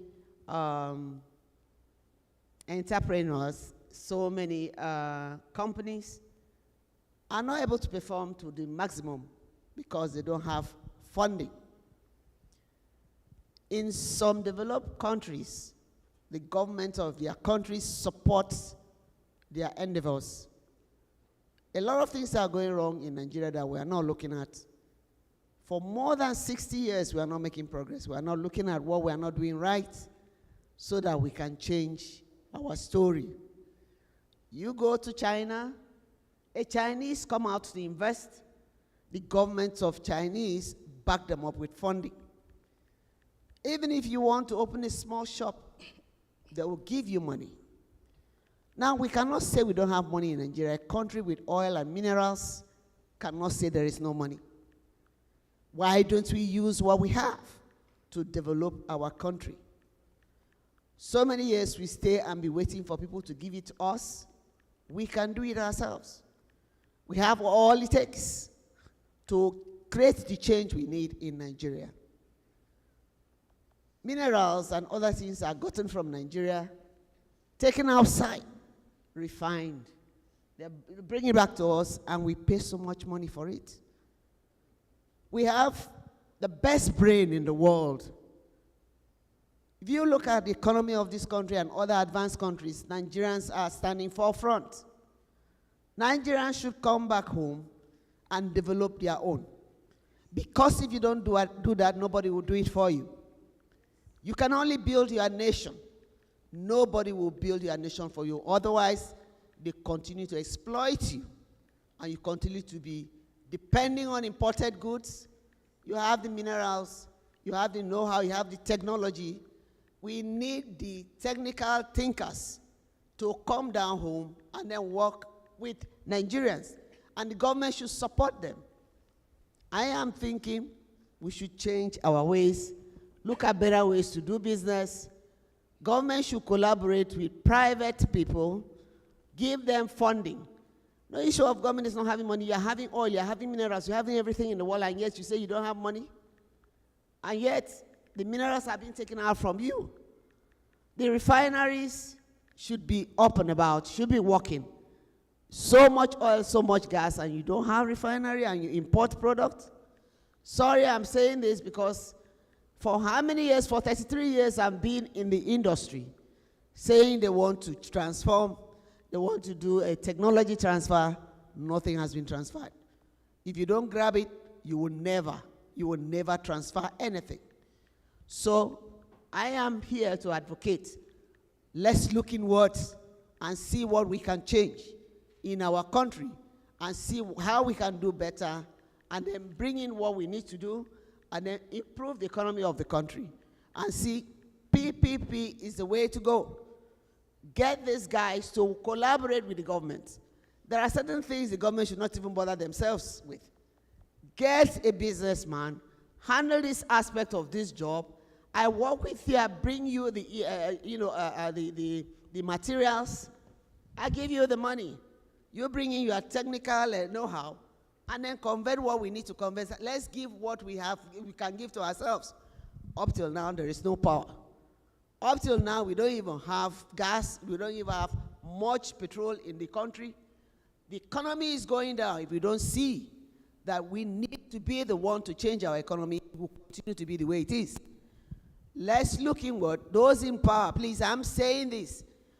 I got a lot from NNPC. I am ready to give back.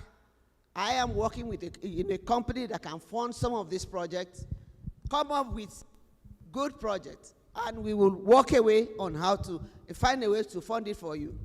I am looking at the youth aspect as well. I don't need to talk about that now, should I? You have 30 seconds, ma. All right. Thank you. So, are you going to ask me? Yes, I will. All right, sorry. So, I am looking at how we can change our story and create a better Nigeria. Because if we continue on this path, we will never make progress. And we want progress for Nigeria. We want progress for Africa. Thank you. Thank you very much, Ma, for that invaluable contribution. Personally, I believe that funding is the crux for empowerment and development for any nation. And as you have said, Nigerians should come back home and build our nations. So to our Jakpas, we're appealing that you Jakpada to Nigeria and come and let's build Nigeria together. Ease of doing business is being reviewed, and it would make it easy for both Nigerians in Nigeria and Nigerians in the diaspora, to do business in the country. Yes, thank you very much, ma'am. Now, the last but not the least, Dr. Lucy Okeke. Based on your seasoned experience with NMDPRA as a regulator and sustainability leader, how is NMDPRA fostering innovation and environmental stewardship in Nigeria's midstream and downstream gas value chain to support a just energy transition? So I would say thank you very much, my nerd and fellow panelists. I would want to first of all commend the Women in Energy, Oil and Gas, which I'm an executive, the chairperson of the Lagos chapter, and I'm also a sustainability professional and an environmentalist. For the NMDPRA, our role is simple, and that is to regulate the technical and commercial operations of the midstream and downstream oil and gas industry. For a just transition, we ensure that it is inclusive, it is economically viable, and environmentally sound. NMDPRA recognizes the central role of natural gas, which is to bridge our traditional fossil fuels on one hand, and also our cleaner technologies on the other hand. And how do we do this? We promote innovation through sound policies, through capacity building, and through investment incentives. On environmental stewardship, we have rigorous permitting and environmental monitoring actions that we take on a weekly basis. Environmental compliance monitoring is central to what we do in NMDPRA. I'm leading the Environmental Assessment, Management, and Sustainability Unit of the Lagos Regional Office. Central to what we do is to ensure that if you are operating in that space, you have the needed permits to operate in that space. So environmental compliance is key. For midstream facilities like the Dangote refinery, the depots, the gas plants, the outlets, we do not take that lightly. And also we ensure that development aligns with national goals and international climate commitments. So what we do is to ensure that operators deploy digital tools to track emissions. We also ensure that we encourage them to have the ELDA, which is the leak detection equipment that we ensure that they have. So it's very important that we regulate what is happening in the midstream and downstream industry. As an environmentalist, we know that data is central to what we do. And we need to monitor our emissions. So we work closely with the NCCC, which is the Nigerian Council on Climate Change, to ensure that we track emissions, to ensure that we track our net zero targets, to ensure that we're getting the relevant and needed data that will enable us monitor the activities in the midstream and downstream space. I would like to say that ultimately, we ensure that we have a just transition in NMDPRA that is inclusive, economically viable, and environmentally sound. Thank you. Thank you very much, Dr. Lucy Okeke. Thank you for all that you do and of course, the entire team of NMD PRA, ably led by your ace. Thank you for all that you do to ensure environmental safety in the midstream and downstream industry in Nigeria. So I've gone through my round of questions, first questions for my panelists. Now I'll be taking random questions, right? Okay, so permit me to start with Engineer Yusuf Usman. Sir, while you were answering your first question on gas-based industrial sector, you made an interesting, statement, and that popped another question in my head. Nigeria is a gas nation. What would you advise we do differently or additionally at OTC and also at international conferences to get the right international investors in our country, especially in the gas sector? So, so this is another interesting question, though difficult, but I will try. So we are coming to OTC, and we have seen what is happening in OTC. It's an offshore technology conference where technologies are displayed, and then there are technical sessions. So initially when I started coming to OTC, I attended the technical sessions, and these are sessions that discuss innovations on liquefied natural gas, deep offshore activities, and technologies. So I give you an example. Today, we decided to say, let's put up the flares. And then the regulator process companies that will be able to access the flares. Now, that is one area where you need technology, for instance. To be able to go into the flares and put them off using modular equipment, very mobile, small, compact LNG plants. So those are some of the things that we package ourselves and display here.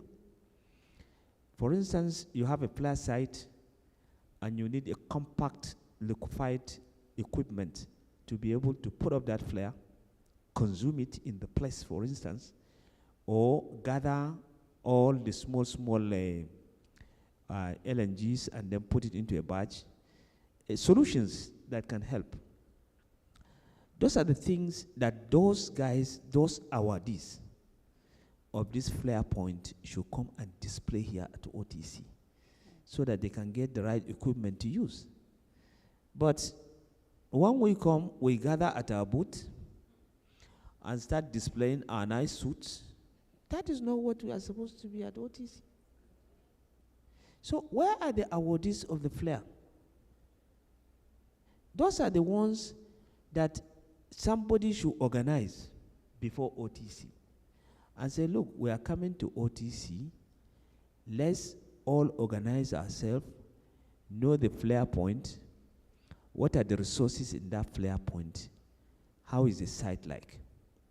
These are informations you come and display to investors and say, look, government has given me this flare point and I needed to harness that flare.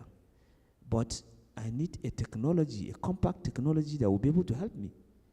So we organize ourselves and come to OTC and then display this for this equipment, this compact thing that have been displayed here at OTC. So we'll go home with partners that can help us do this. You are a marginal field operator, and then you are struggling with funding. So where do you go to attract funding? You come to this place and say, look, I have an asset, and this asset can produce, I can pay you with the crude, but I don't have the money. You can find people who are willing to support you, develop these marginal fields so that you can use. But we don't see these people. So one mistake we are making is when we are coming to OTC, who are the relevant people in OTC that we can actually organize and then display what we need so that we can attract the people. So that's why I say over the years I come to OTC. If you observe this year's OTC, there are no people. But if you go to Nigerian boat, we are the ones parading and moving around. But a lot of people come to this OTC, they don't even know what they need. So they will just be roving about. Where the people who have these assets are struggling to get funding. You see, another thing I did was, I'm the chairman of one of the marginal field. We have successfully drilled our well, the re-entry and the new well, and we are looking for evacuation infrastructure. So since I came, I was very busy with people who can help me have evacuation infrastructures that I can take home and be able to produce my field. So I'm not here to just say parade and wear nice suit and this. So I think women in energy, I'm going to sell you an idea. When next you are coming for OTC, find all these people that can benefit from what is being displayed at OTC so that you can organize them better and they present the opportunities in Nigeria and be able to carry them home. Pattern, the same thing. How do we see value in what we do? The country is doing quite a lot. This year's marginal field is fantastic. It's not a famine. It's a block given to you.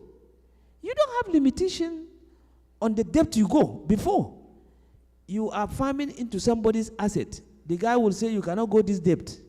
And you are seeing resources under. When you take the little one and he takes away his asset, the regulator did a fantastic thing this year. He gave you the whole field.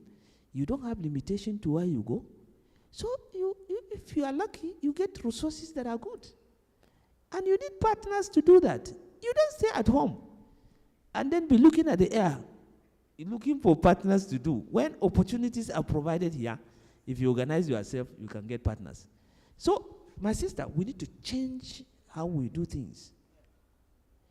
We need to bring relevant people into OTC, people who can benefit from the technologies that have been displayed here, from the people who have funds to fund, so that they can see what the fantastic thing the regulators are doing to give you the asset, so that you can develop them. Let me stop there. Thank you very much, sir.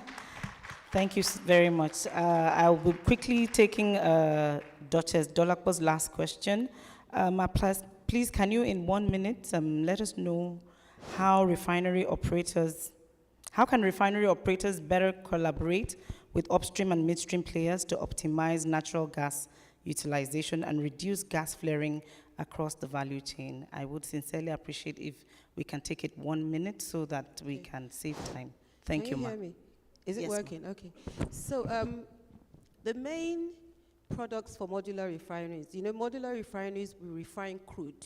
So we are crude oil refineries, right? But we produce products, AGO, HPFO, aviation fuel and all that. But because of technology advancements, those who are able to produce PMS, were able to produce LPG, is a byproduct. So we in Coran are advising and encouraging our members that as they are setting up their modular refinery projects, they should also look at having a gas processing plant running parallel with the modular refinery. Because like it has been said, Nigeria is more of a gas nation than a crude oil nation. But the fact is that we are still not where we should be in terms of domestic refinery. So first of all, we have to insist and keep fighting the government to ensure that modular refineries and conventional refineries, we get the domestic crude oil that we need in order to be producing these products within our country, because as we're exporting all our crude oil, we're not adding any value. We're exporting the crude oil for peanuts, and then we're bringing back refined products that we can as well refine in our countries at a very, very high cost to the nation.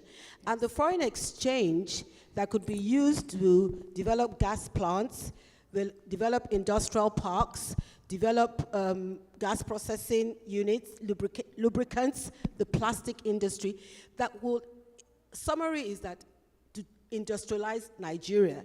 Thank you very much, ma'am. It's, you know, it's being wasted. So we need to encourage entrepreneurs within Nigeria, just like Honorable Margaret said. It doesn't even have to be public. I mean, there's certain areas that I don't believe that the government should get involved in. So refinery, we should leave refineries to the public sector and let people and the organizations like NNDPRA, NUPRC provide the policies and all that.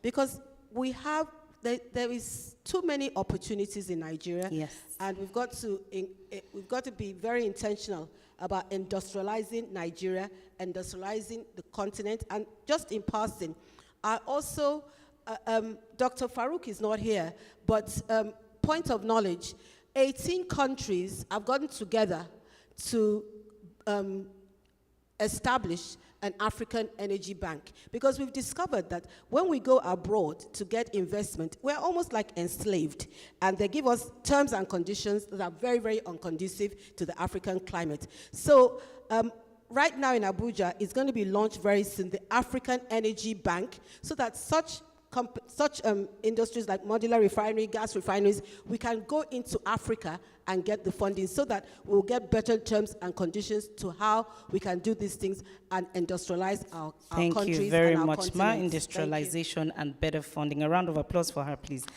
Next question, and that will be the last for Honorable Margaret.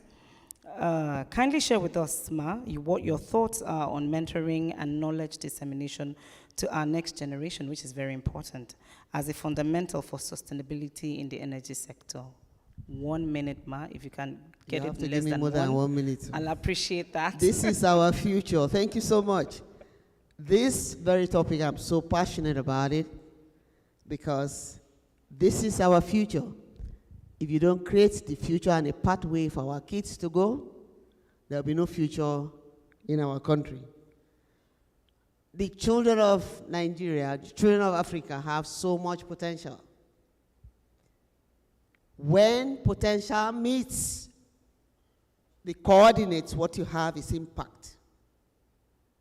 You really need to know, if you give them opportunity, they can come up with something that is going to help us. There are so many ways to, direct these children. So many degrees, a lot of them BSc, doctor, and yet we cannot even bring in any technology in Nigeria. We can't produce anything. We can't even go forward. Our kids need to be directed. A lot of them are roaming the streets. So there are so many things that we can do for them. When a woman builds a nation, it stands. I am even charging us as women in oil and gas. We need to set that tone. We need to revolutionize the brains of our own young ones. Let them take their future in their hands. There are so many technology. Adopting technology, we have young innovators in Nigeria. AI is here. They are vasting it. Give them the opportunity to bring in new things. We need to promote local contents. Let them also be able to take part on that. Then the aspect of youth handling the jobs that expatriate used to, yes, should give them opportunity to do that as well. Create an enabling environment. Let them take on this responsibility, and you see they will do well. If you go to other nations of the world, you see people, the children, being, technology savvy. And we have it. Our children should be encouraged. Government should come up with youth empowerment program that can thrive and bring in innovations, changes to drive the changes we want to have in Nigeria. We need to give them opportunity to drive entrepreneurship. Let them have access to information, content, let them also have access to funding. The government can even come up with funding just for children, for youth, for them to come up with something they can do and change our nations for us. Thank you very Our much. policy needs to change to accommodate this, the future generation of Nigeria. We don't have future except we are able to put the future of our youth straight.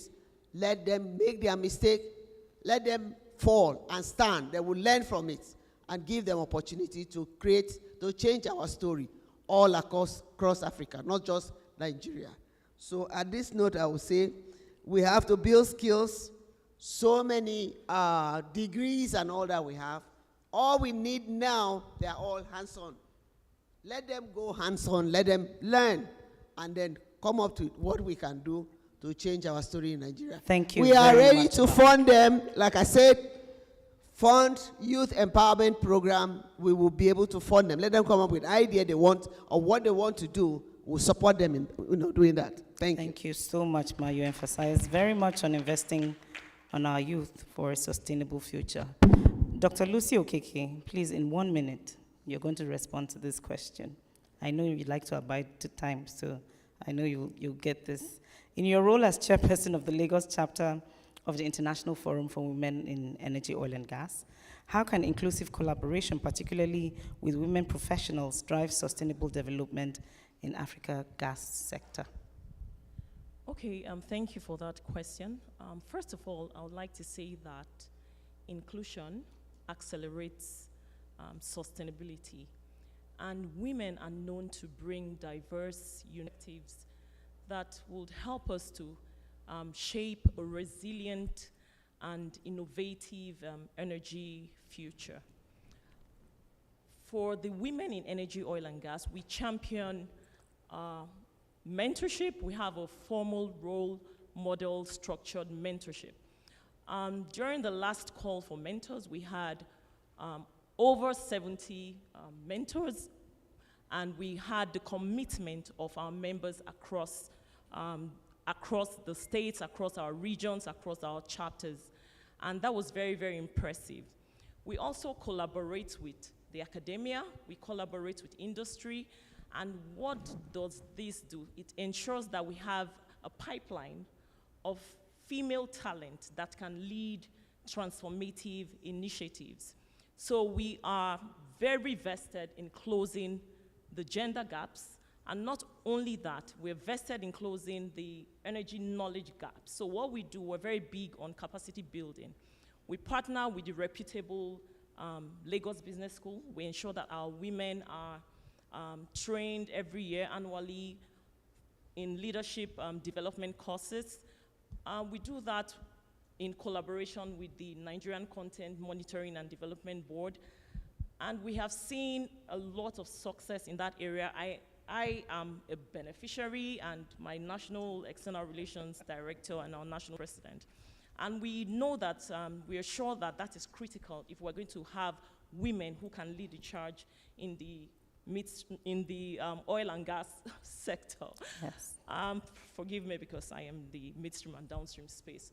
So it's critical for us to have that partnership with the industry, with the academia, with the public, to ensure that we have this critical female talent. So we are very, very much vested, like I said, capacity building, structured role model mentoring for our women, leadership training, technical training, because we know that when our women have these requisite training, they can lead the charge, they can hold their own in the oil and gas industry. Thank you. Thank you very much, Dr. Lucy. I said it, you were going to stick to time.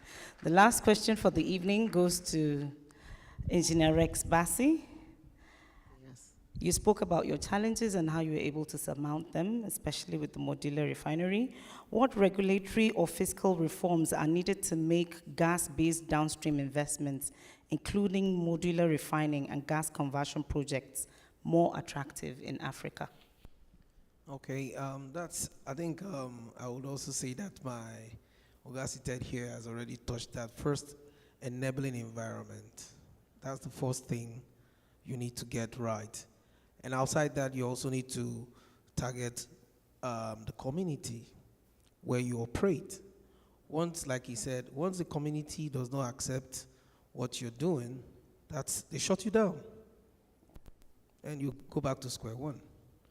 So it is very important that since we have a lot of gas, in short, a lot of our gas well around where I come from is capped because of community issues. So if we can try to create that enabling environment, inclusivity, and also diversity, bringing the youths to understand that they don't need to cut pipelines. They feel that they're part of that asset, they're owners. They will definitely collaborate and do business with you. At the moment, we are talking about gas. There are a lot of CNG projects coming up in Nigeria, and it's thriving because responsibilities are being given to local content. People are beginning to take, that full responsibility that they are part of this asset. Once we begin to get that right, then we talk about funding. Funding has been a big challenge in Nigeria, even to the Modular Refiners Association, to people that are coming up with licenses. We have a lot of licenses hanging around here and there. But the idea is like what Madam Margaret said before.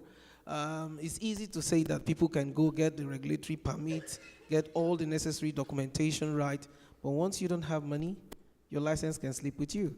It's a long journey for some of us, but you have to be focused and see that if we have to get this right, most of the reforms will have to come from the policies, regulators. They have to include that people should be given the opportunity to tap into funding, making sure that fundings are available even on the Nigerian platform, not necessarily looking for investment outside Nigeria.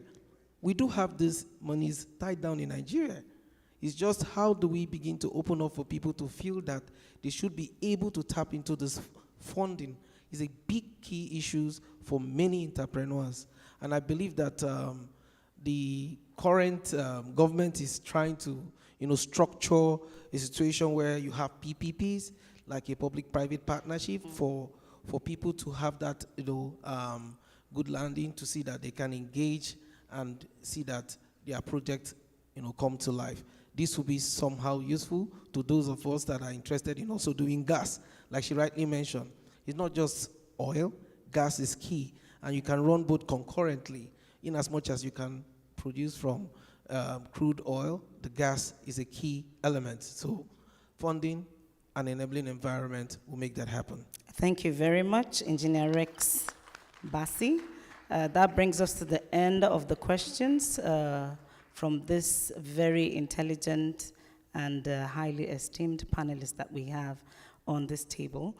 Permit me to, at this point, call on Dr. Dare Akubo, the chairman of Panel Holdings, to give a 2-minute, or should I say 1 minute, sir, overview on our discussions on the panel, after which we shall call it an evening as panelists. We would have been seen to have done for our job for the evening, right?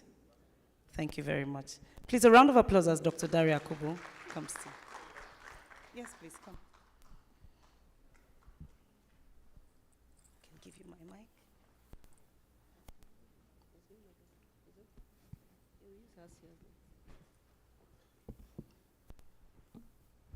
Thank you, moderator. Unfortunately, you are giving me 1 minute when I took time to take note. Anyway, all protocols duly observed, and most especially my brother and also a mentor, Engineer Yusuf. Very happy to see you again. I think I would kind of summarize everything that everybody has said here, because the problem is not about coming to an event, but what are the key takeaways in this event? Your last year topic was building sustainable futures, leveraging on energy mix. This was your last year topic. Now this year, your topic became leveraging innovation and natural gas for sustainable development. So I kind of, while I was sitting down there, I kind of changed, my reaction to these two broad topics. And then I'm sure that our national president, the Lioness, did so well I would rather call you Gentle Lion, because I am a lion. Yeah? So, very importantly, from what the president said, there is need to embrace what we call the fourth industrial revolution.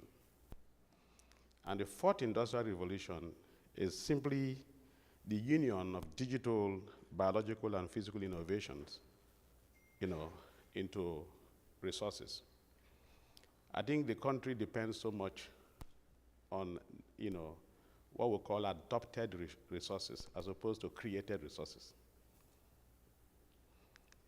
My great lecturer, Michael Porter, went to do a lot of industrial study in UAE, and then typically Dubai. Dubai is on created resources, not natural resources.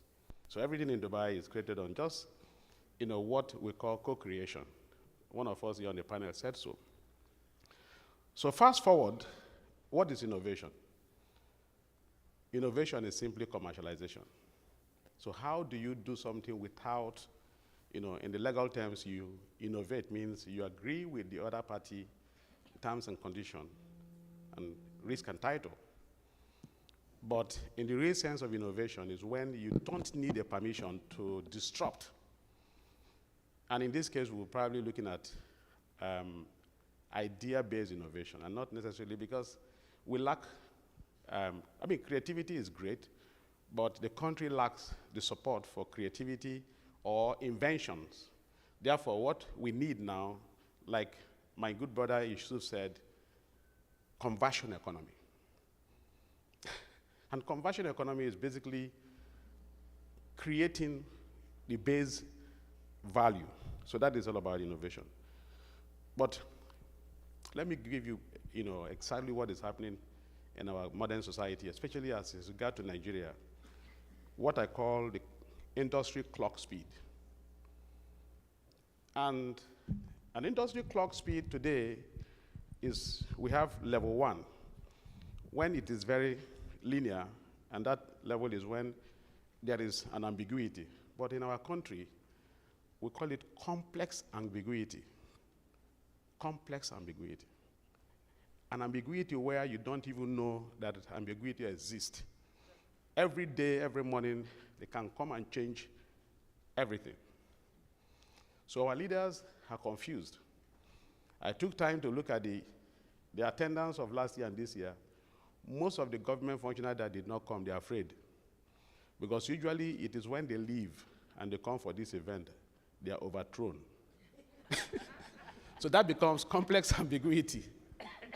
So, but we need to take that into fact. But again, how do we use innovation to drive the national economy? There are basically 3 buckets, and these 3 buckets were spoken by all of you. You did so well, by the way. Please give them a round of applause. They did wonderfully well, and I'm going to capture everything that you have done in the next 2 minutes, because it's good for us to take very important summary and go. It's not about the number of crowd, because the crowd that we saw a few days ago were a crowd to eat, and it's just like my brother has said, was a crowd to show the suit, but I don't think they wear Xenia suit, because I wear Xenia suit, $7,000 suit. But I decided to come here because there is power in a womb. There is power in a womb. Womb is simply a man with a womb. They are so powerful. They have what we don't have. So please give all the women a round of applause. They have what we don't have. If you look at the chemistry of a woman, it's so complex that it has everything, few major things of a man, but with that specific sac. And so because of that fact, they become more intelligent whenever they want to be. So there are 3 major bubbles that we understand that we need to take home in today's meeting. One is the passion bubble. Passion. Our country needs to be passionate. They say miracles do not go to where they are not deserved. You have to pan for it. Are we passionate as a country? Number 2, we have the market. We have people. We have population. but are we able to define the market? Market structure. Market structure will tell us what we need. And my madam here, Honorable Margaret, she said, and also the Duchess said, there are several derivatives of these natural resources. Are we desperate enough to at least categorize them according to the population? Are we democratizing them? No. Then what about technology? My brother Yusuf talked about the fact that we come to OTC and create booths, and it's a call for action. It's a call for action because, again, I belong to an association called PETAN, and my brother here, Elder Jeff Onwaha, is here. Again, it's enough. It's too much to come to the evening dinner and wear the same agbada we have worn in Nigeria to come and show the people. This is the time, like Yusuf said, I guess that everybody creating events should take this home. This is the time that all of you, associations, will come together to say that let us have a section at that OTC ground to showcase African requirement, where the policy, the passion, African market meets technology. The intersection of these three things is what we call economic growth. Please, take it as a call for action. It is when you do that I will attend your next event. And I'm sure my brother, who is currently on the board of NMPC Limited, will also support us to achieve that. So women in oil and gas, we all please champion that activity. Now, I just come back to summarize a few things. Government alone cannot do it. Government alone cannot do it. I was looking at the gas policy of Nigeria that gave right to PIA. There is no part of PIA that I've not read. We are still in the concept of philanthropy. We are still in the concept of community something. No, Rex said it there. And also, Yusuf also mentioned it. Rex said, they have issues with land, they have issues with assets, and Yusuf also alluded to that fact. The new way of addressing that, the national policy of gas is still talking about CSR. And I searched on it and I didn't see created or shared value, creating shared value. Creation of shared value is when you educate the community to take part of the production process, the value chain. It is not a big problem, but it's a problem in our country because of greed. The entire, if you want to read the Nigerian gas policies and everything, there are about close to 25,000 pages. 25,000 pages. Ladies and gentlemen, our problem is not a problem. Our problem is that we do not have an archival. So the summary of everything is that we do not have an integrated national agenda. My friend on the file before the moderator talked about digitization. We are all created into this life. Our God created the water before he introduced fish. He created the bush before animals. There was a process. There is a digestive process. There is a production process. Our country is one of the only countries that is not digitized. So we talk about circular economy, but we should be thinking about circular economy and a cross economy. Today, if you talk about funding problem, they give you money. The first thing you will do is to buy Range Rover Sports. Because there is no way to monitor you. You invest in a marginal field, and you are saying in the US, invest in a marginal field. Somebody gives his girlfriend latch unit to supply for $50,000 or $500,000, whereas that latch unit will cost $50,000. His girlfriend.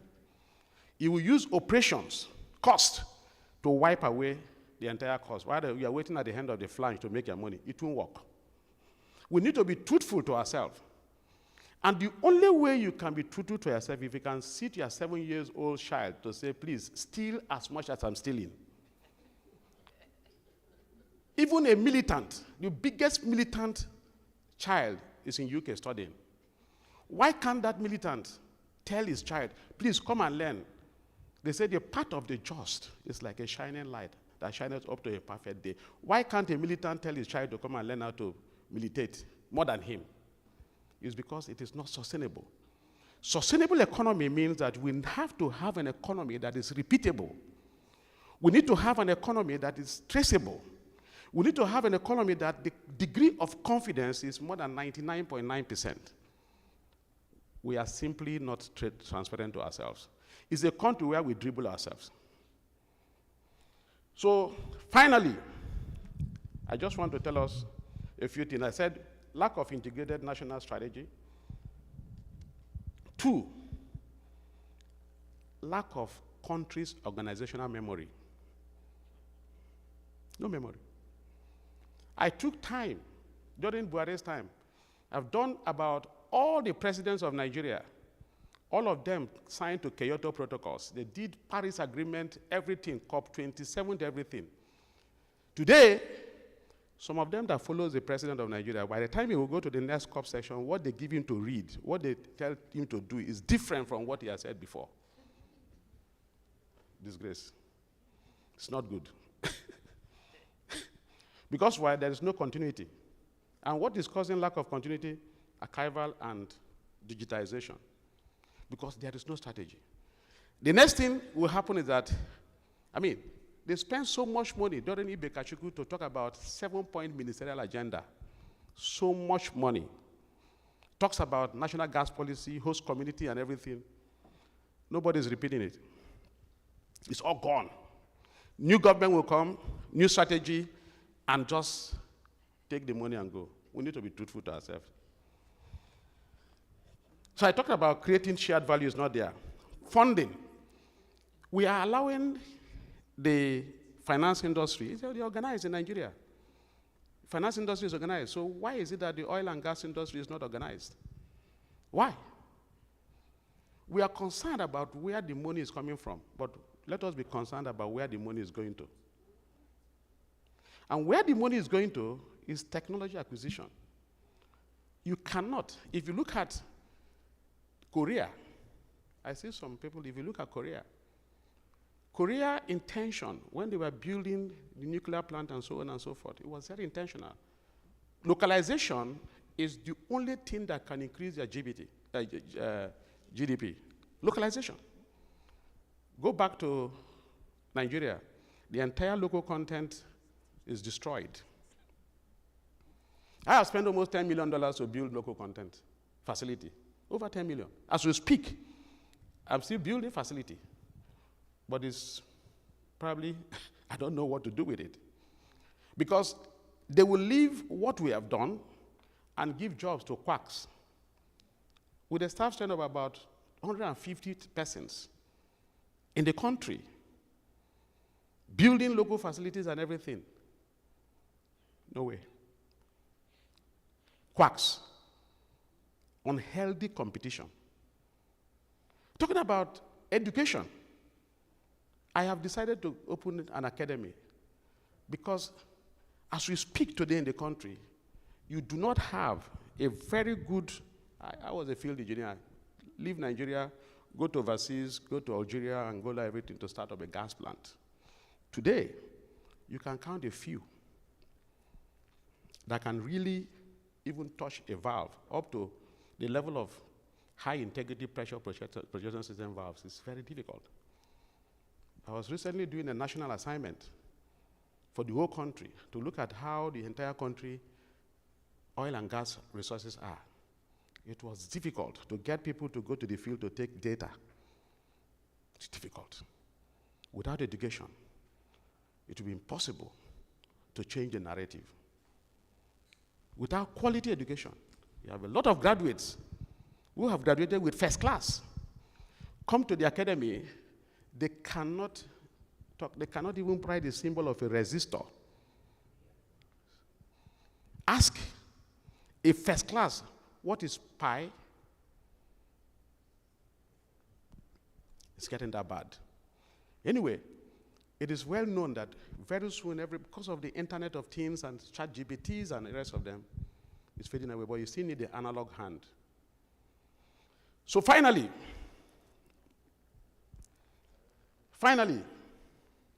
let us look at Nigeria as going to the hospital. Look at Nigeria as going to the hospital. We need to differentiate between a generalist. If you go to the hospital, you meet a nurse. What does she do? Take your vital signs. And she tells you to go to the lab. The guy takes your blood. He doesn't even know why he's taking your blood. Typical. Then he sends you to the X-ray, and they put your hand and say, move your chest forward. And then he takes the X-ray. If you ask him, he doesn't know why he's taking the X-ray. But finally, if it gets to the surgeon, then he will tell you that you have one or two problems. I think we need to take Nigeria through that spectrum. A spectrum of observation, a spectrum of specialists. That means that we need to be good emulators. We need to have a country that we can emulate. As an association, we need to have an association that you can emulate. And I want us to come back next at OTC to line up to say that, look, this hall, in NRG Hall, this is our national problem, just like Yusuf said. He has summarized everything. We cannot be coming to OTC spending more than $10,000 in a hole just to come and attend and eat food. Therefore, I want to thank everybody, all of you, for your kind listenership. And please, in case I've offended you, I duly apologize. It is for us to have a national agenda. Thank you. Thank you very much. Please, may our panelists kindly rise while we take a group photograph. Dr. Dari, please hold on. National President, kindly join in this picture. Founding National President, kindly join in this picture.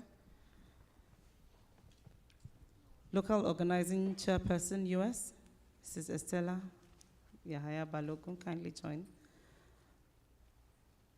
Dr. Zuirat Balogun.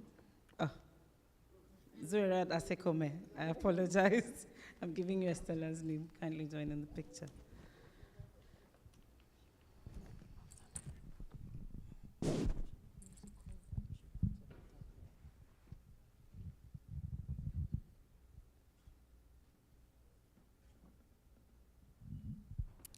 WEOG, Women in Energy, Oil and Gas members here present. Kindly join.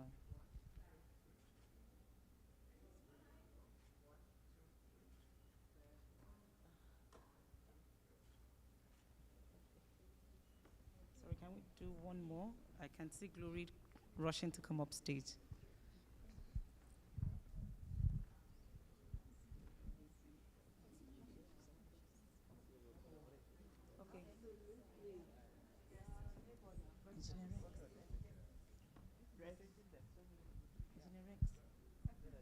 Just one more.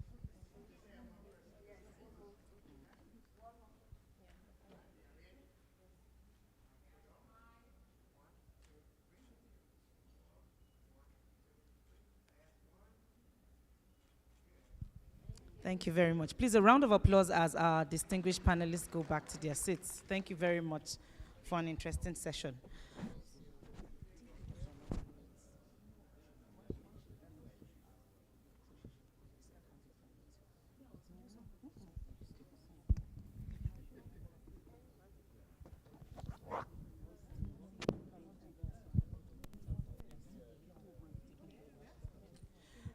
Okay, so please, can we find our way back to our seats? Dr. Duniowo, please, Founding National President for Women in Energy, Oil and Gas.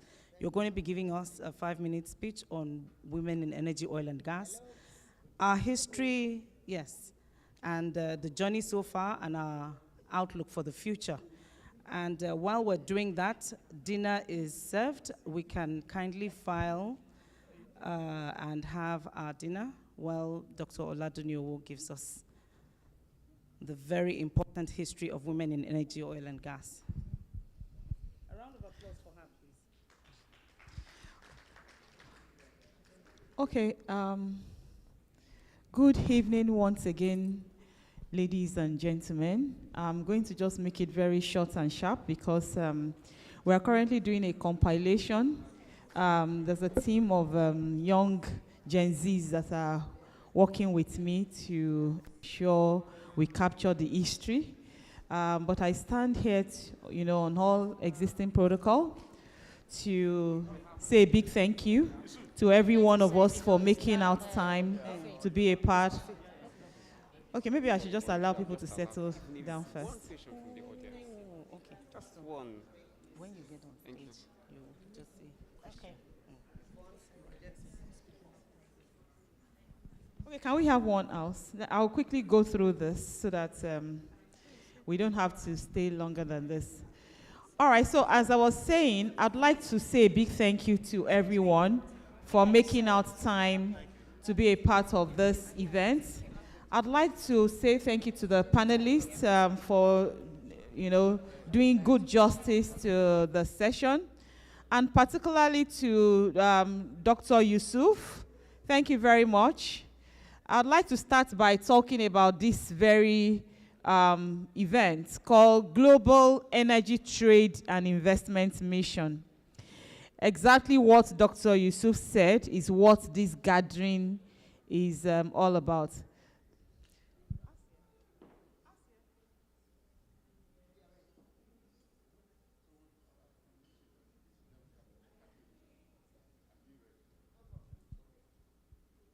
Okay, please, can we just sit for 5 minutes? Let me just quickly do this before we start serving dinner.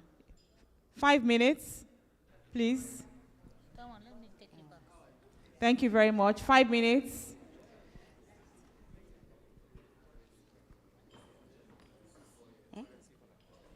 Okay, so I was talking about the fact that the Global Energy Trade and Investment Mission is a flagship event of WIOG that was created about 4 years ago, actually, and our first mission held in 2021. Our second mission was to Central America in Belize, held in 2022. Our third mission was in America here, fourth, and then this particular mission. And the objective of the mission is exactly what Dr. Yusuf highlighted, and also Dr. Daria Akobo rounded up. So can we give both of them a big fat round of applause? Okay, so WIOG is 7. I think another point I need to make is the fact that WIOG started here at OTC. 50th edition of OTC, 2nd May 2018, room 302, upstairs. Who knows room 302? Yeah, at an event called Women in Industry Sharing Experience. And then we had a lady called Susan Morris, who is an Irish lady, who went on holiday to a Central America country called Belize. And in the course of that holiday, she discovered oil. And she just didn't discover the oil, she made sure the oil was a transformational resource that helped to transform the entire nation of Belize. And suddenly the GDP of Belize rose from whatever it was to almost 300% because a woman believed and found oil. But the unique thing about the story is not just about the fact that she found oil in the country. It's about the fact that there had been the big fours, the Chevron, the Mobil, and the big fours had been there. They had over 100 O's over 100 O's. And then, because of what we call diversity, equity, and inclusion, the woman just believed that there was oil in Belize, and she was able to work with her team, collaboration, and then she also emphasized local content. Okay. Again, I think I should allow people to settle down, so maybe I should sit a bit.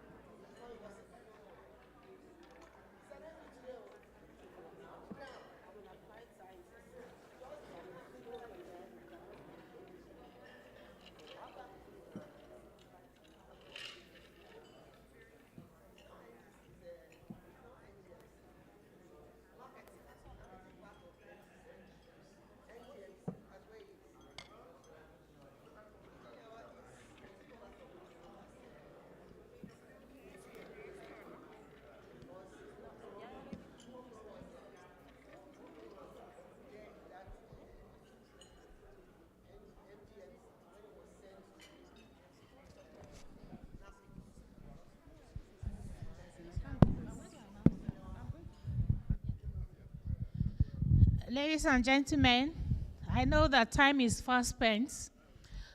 Some people have been with us for hours, and people have different conditions. Some can bear hunger, some cannot.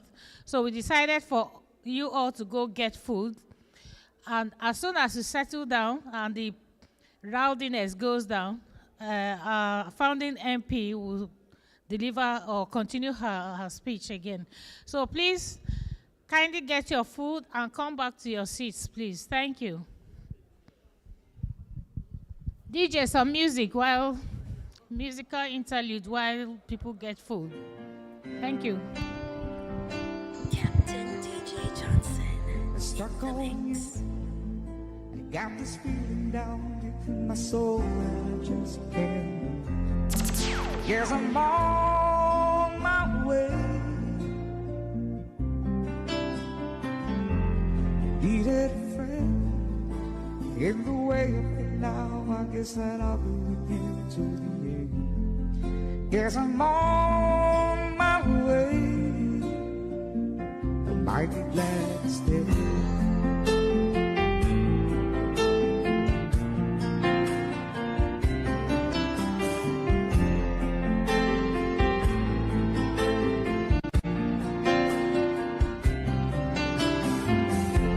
Stuck on you, been a fool too long. I guess it's time for me to come home. Yes, I'm on my way.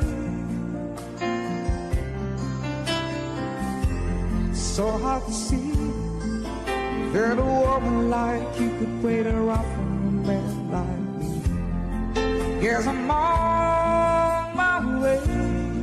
I might be glad to stay.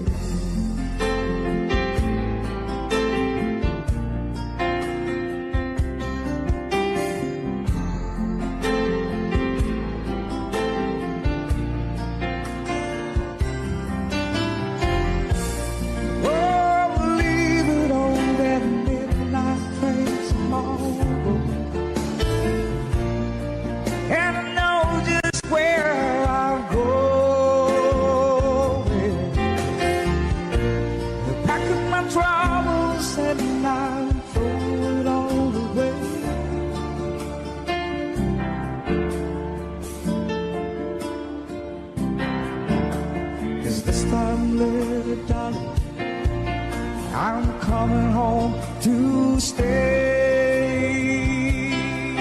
I'm stuck on you. Got this feeling down my soul I just can't lose. Guess I'm on my way. Needed a friend in the way now. I guess that I bring you to the end. Guess I'm on my way. I might be glad to stay.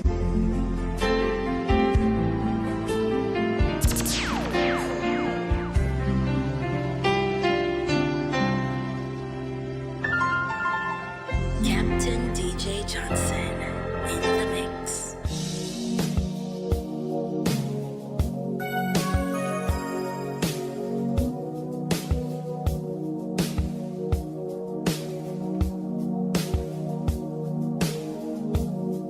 Could it take a little time to think it's over?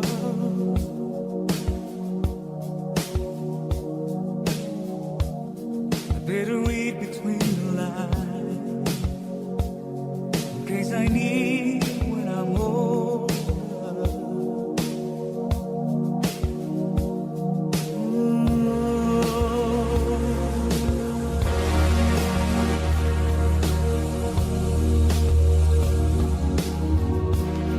Now this mountain I must climb is like a world on my shoulder. Through the clouds I see love shine. It gives me warmth like it's over. In my life there's been heartache and pain.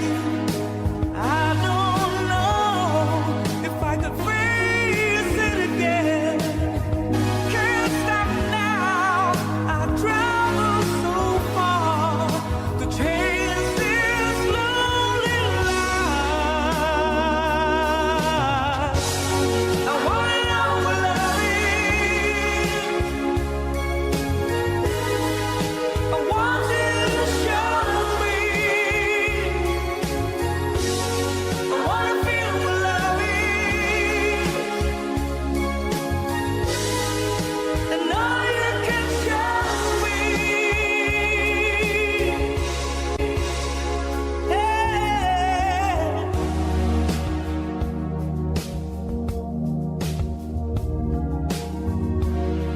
Gonna take a little time to look around. I've got no one left. Looks like love's finally found me. In my life, there's been heartache and pain. I don't know if I could face it again. Can't stop now. I travel so far to chase this lonely life. I wanna know what love is.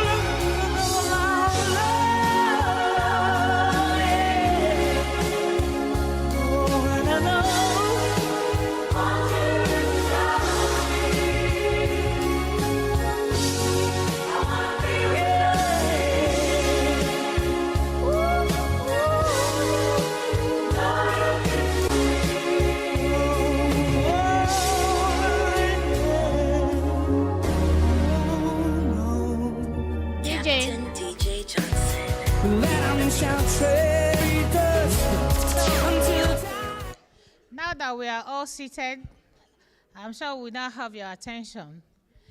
Our foundational national president will continue with her speech as she gives us the journey so far and how we got here. National President, FNP, please. Thank you. Okay, I think I will just step down, and anybody that is not listening to me, I will just take a bite of their food. All right, good evening once again, everyone. I'm just going to try and make this a bit more engaging, sharing the story. So like I was saying, I talked about the jetting, but I'll still get back there. I'll still come back there.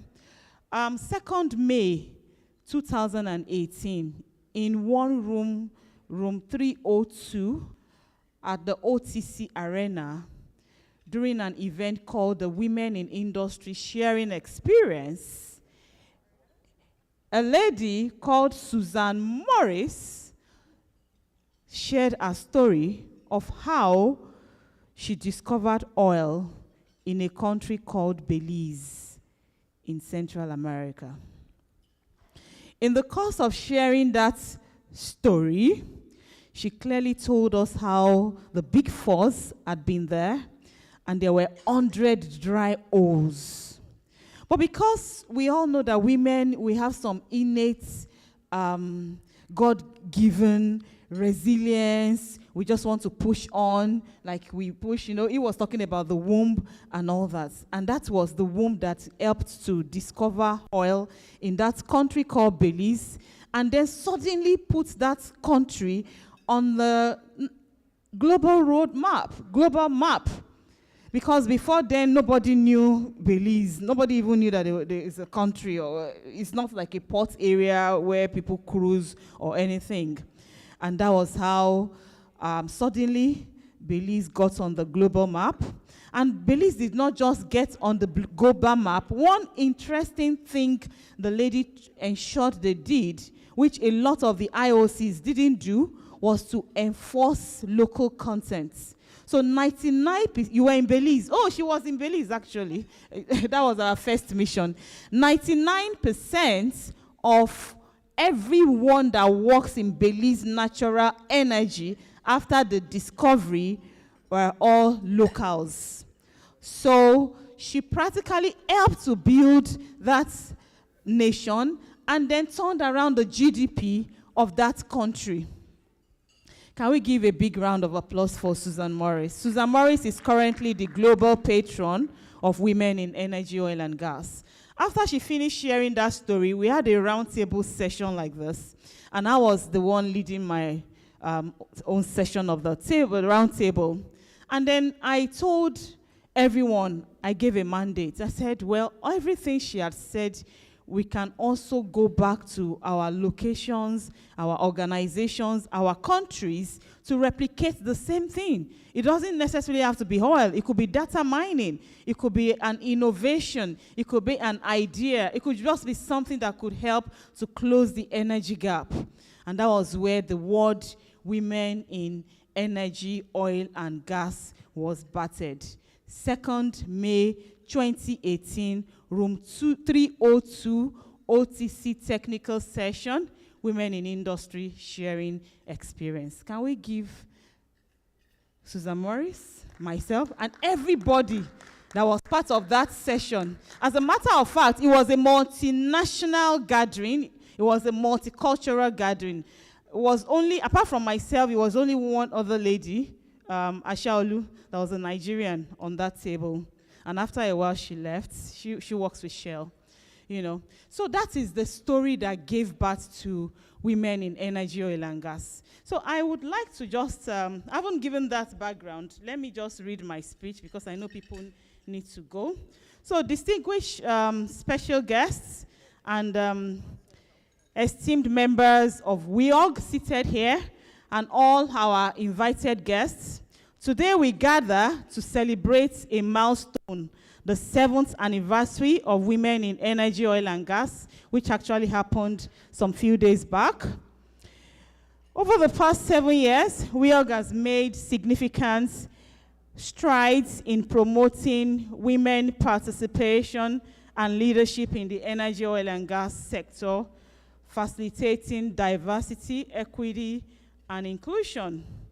Our achievements spans capacity building, collaboration, partnership, advocacies. We've been able to help to build the confidence of women. Our impacts, we have empowered women to take on leadership roles in the energy sector. We fostered a sense of community and solidarity among our members and even non-members. We've contributed to a more inclusive and diverse energy industry. It's been an interesting journey. It's not been easy. That song says it wasn't easy, but it was worth it. We had to do a lot of fights. We had to write a lot of advocacy documents. We had to do a lot of preaching. We had to do a lot of conversion. But here we are today in a global energy trade and investment mission. Our look ahead post 7 years. As we celebrate this milestone, we are committed to continuing our work in promoting women empowerment in the energy sector. We will leverage strategic partnership, innovation, like a lot of people have talked about innovation today. We will leverage collaboration to drive growth and sustainability for professionals, women and girls in the industry. We will mainstream, we will be intentional and be deliberate about mainstreaming women. Yesterday, we were at the supplier diversity session, and I was very, very embarrassed that they were talking about supplier diversity and they weren't even talking about gender at all. You know, they were talking about SME, they were talking about language diversity, they didn't even talk about women at all, and we're talking about supplier diversity, you know. So we will be intentional to mainstream women. And you see, gone are the days when women are afraid to bid for oil block. Now we build, no more imposter syndrome. Go for it if that's what you want. You want to do refining, we heard about the refining, people that are talking about the refining opportunities. Do refining, do modular gas processing plants. If you have that expertise, a lady today at a women's session was talking about, oh, when I retire, I'll just go back to my village. Oh, Imbo lady, I'll just go back to my village and all that. Because she probably isn't even inspired to, to know what should be next. So at WEOG, we ensure that the women are exposed to the next levels. Next level bid for oil block. Last year, we were with NUPRC. We followed them to Miami. We went with them when they were doing the bid rounds. Modular, when they were doing the other bid round, there were lots of women organizations that also bidded for the marginal fields. So we are going to be seeing a lot of women take position in entrepreneurship, servicing organization, asset ownership, to be able to close the energy gap. We're talking about energy poverty gap, energy economic gap across the nations. It is very important to highlight that WEOG started in United States, Texas, Houston, OTC. Can we give Texas a big round of applause? The second WEOG chapter was actually in Canada. A lot of people don't know that. It was early 2019 in Canada. And the third WEOG, which has been the big fat WEOG, is Nigeria. Can we give these three international chapters a big fat round of applause? And over the years, we have also seen, because it was a generic mandate that we gave at that event. So we've seen some other countries also spring up their DEI. Our DEI objective is not to take over from the men, like some people normally say, or to make the men feel, oh, women have come. No, it is to come help the men, and we've seen that happen across board. Currently in Uganda, we have a woman as their Minister of Energy, and she's currently the chairperson of their WEOG chapter. They had to change their own name from WEOG to WIN because they run energy and extractive as one ministry. And then we also have a woman leading their UNOC, which is like their own version of NNPC. And it's just been an interesting journey for them. They are currently about to eat their first oil. They just did a major investment into their first refinery, and so on like that. We have a lady from Uganda went to Tanzania to go start WEOG Tanzania. They are very vast in gas and pipeline assets, and all these are, opportunities. These are chapters and opportunities that have sprung up in the course of the 7 years of the organization. Anyway, let me save the story for when we release the Journey So Far book. So looking ahead, as we celebrate this milestone, we are committed to continuing our work in promoting women's empowerment in the energy sector. We will leverage strategic partnership, innovation, and collaboration to drive growth and sustainability for women professionals in the industry. I'd like to say a big thank you to all our members, all our partners, all our supporters, all our collaborators, everyone in the value chain of making it happen. And I'd like to ask that we kindly, just use your fork, use your knife, whatever it is, to give a big fat round of applause. Let them hear it in Canada. Let them hear it in Texas. Let them hear it in Nigeria. Let them hear it in Uganda. Let them hear it in Tanzania. Let them hear it in Gambia. Let them hear it in Asia. Asia is coming on. Let them hear it for making it happen. Because WEOG is not just about women empowerment. WEOG is about closing energy gap, closing energy poverty gap, closing energy economic gap. So together, we can create a more inclusive and a sustainable energy future. So at this point, I'd like to say happy 7th anniversary, WEOG. Can we all just take our glasses? Just take your glass and do a bit of a cheers. Happy 7th anniversary. Happy 7th anniversary. Okay, so continue with our outlook for the future. Okay, so as we look to the future, our focus shifts to regional and global development and expansion. I'm sure we are all aware of the latest frontier. Namibia just discovered huge and vast oil reserve. Guyana is here. Guyana, Mobil struck big volume of oil in Guyana about 4 years ago. And the women there are doing fantastically well. As at our meeting last year, they mentioned how they collaborated together to go to the government to give them oil block. And currently, they are already exploring, and I think they are producing. So those are some of the kind of testimonial we want to be hearing from our women going forward. So our vision for the next 7 years, like I said, regional and global reach. WEOG's mandate transcends just Africa or Nigerian borders.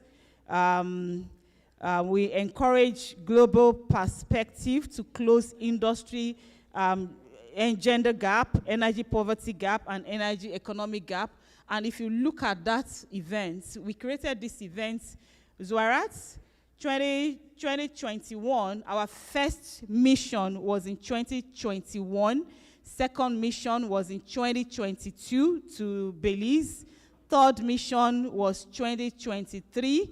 Fourth mission, third mission was here in Houston.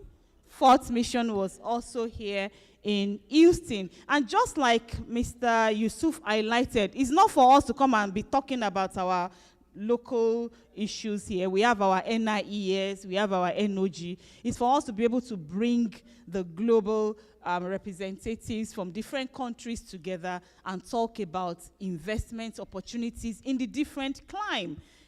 Business opportunities, trade opportunities, and so on. So we want to see this event grow to become exactly that. We want, somebody from Philippines is here. We want somebody from Central America to talk about opportunities in Guyana. We want Nigeria to talk about the opportunities in Nigeria, and so on. And then the ones that have the fund, we want United Emirates to be there to tell you, oh, I can take on that $2 billion. This morning, I was so agitated because I'm desperately looking for $2 billion for a client that wants to invest in an asset. So I want to be able to have a United Arab Emirates that seems to have a lot of money on the table talking about global energy trade and investment, and that is where we're going. I could remember the Belize mission. We had ambassadors from about 18 countries, thereabouts. Yeah, Spain, Portugal, and so on. So that's the big picture, and I know we will get there. Nigeria has done fantastically well, helping us to pad it up. So can we give Nigeria a big fat round of applause? Okay, so in the next 7 years, WEOG will take the mandate to regions and the globe, leveraging regions like America, Africa, Asia, Europe, Middle East, and so on.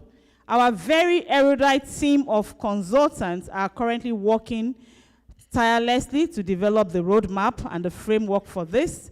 And hopefully they will be able to deliver within the month or within the quarter to enhance our core objective of closing gender gap, closing energy poverty gap, and bridging the energy economic gap.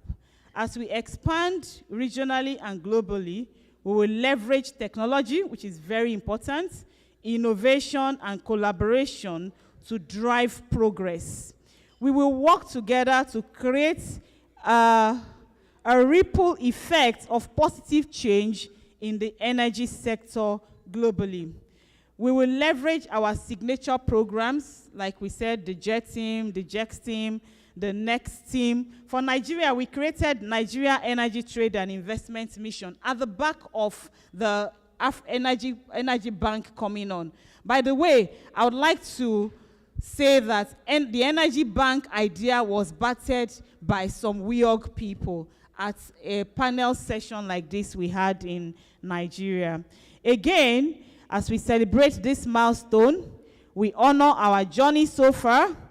We look forward to a future where we can all collaborate and work together to drive transformational changes and create a more inclusive and energy sustainable world for all. Thank you very much. I actually have a list of all the new frontiers here. I could share it with the organizing committee so that we can all start looking at where we want to pitch our tents. Thank you very much. So I'd like to again say thank you, and thank you for being a part of this vision. Thank you for being a part of this mission. It's been transformational. A lot of beautiful things that happened. We've seen, so it's not just about women empowerment. That is why you didn't see Women Energy Trade and Investment Mission. It's Global Energy Trade and Investment Mission. We have taken off. We are not yet there, but we have hope for a very bright future. We have hope for a very transformational organization, and then we look forward to you and everyone here and more people to come to be a part of that vision. Thank you very much, and happy 7th year anniversary to Women in Energy, Oil and Gas. Thank you.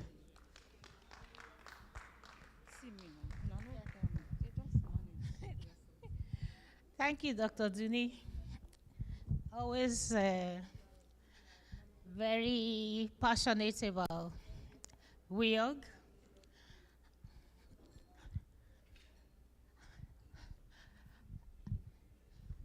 Meanwhile, I don't know if any of our panelists is still here. Some people were angling to ask questions from the audience. I don't know. Okay, I think I saw. Okay, I'm seeing. So maybe we take 1 or 2 questions. I hope your questions will be directed at those that are still here. Mr. Commissioner. He has gone. No, they've not all gone. We have about 3 of them here. I'm sure they can take your question. Okay. Okay. Okay. Well, it's fine. It's just that we didn't plan to stay this long, so we have to be sensitive to where we are and people's health as well. Thank you so much. We'll still give you some time to enjoy your food. And yeah, that's the next thing. That's the next thing. But you're still eating.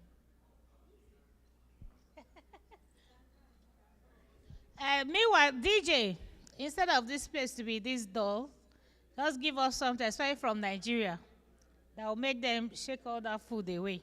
Thank you. Down, girl. Go down, down. Lady, sound, girl. Down. I'm in love, I said I'm in love, baby, let me go right. When you stop, I'm under you. Oh, na, na, na, na.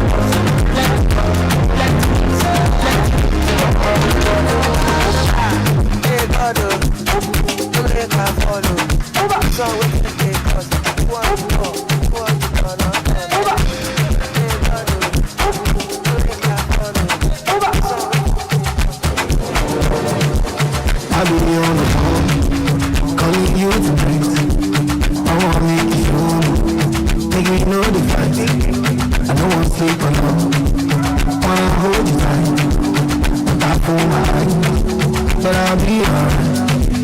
Forever.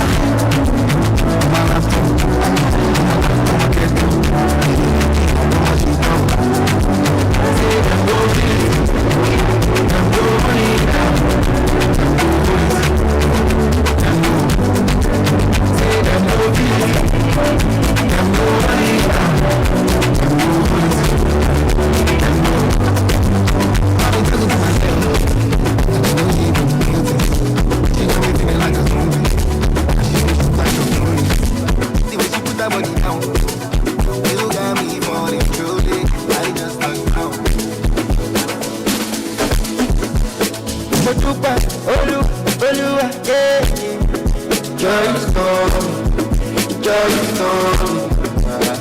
Upa, Olúwa, joy is coming. Only early in the morning, Upa, Olúwa, joy is coming, joy is coming. Upa, Olúwa, joy is coming. Only early in the morning, me take it easy. Fast is on cruise, my keys. Push the one off the days. Come on for the body, no the break. Put the shoe, make it stand up. All your sorrow, make it dance them free. If you know be la la la la la. If you know be la la la la. Mama job, ijo, ijo. What you want to do? Ijo. Baby, from my command, be like zombie. Put down on me, you with your papa body. From my command, be like zombie. Put down on me, you with your papa body. Cause if you're looking for something, not for me. Learn for me, and no go to me, corny. And if you're looking to fight, I saw me to look. Baby, gonna waka waka when you enter my job. Baby, gonna will you give me sugar, wala wala. Macho Mona Lisa, Macho Mona Lisa, Macho Mona Lisa, Macho Mona Lisa, Macho Mona Lisa, Macho Mona Lisa, Macho Mona Lisa, Macho Mona Lisa. Ladies and gentlemen, this is I'm on a village. I know they see me. We have a 360-degree equipment. You can go have fun on it, and they'll send you your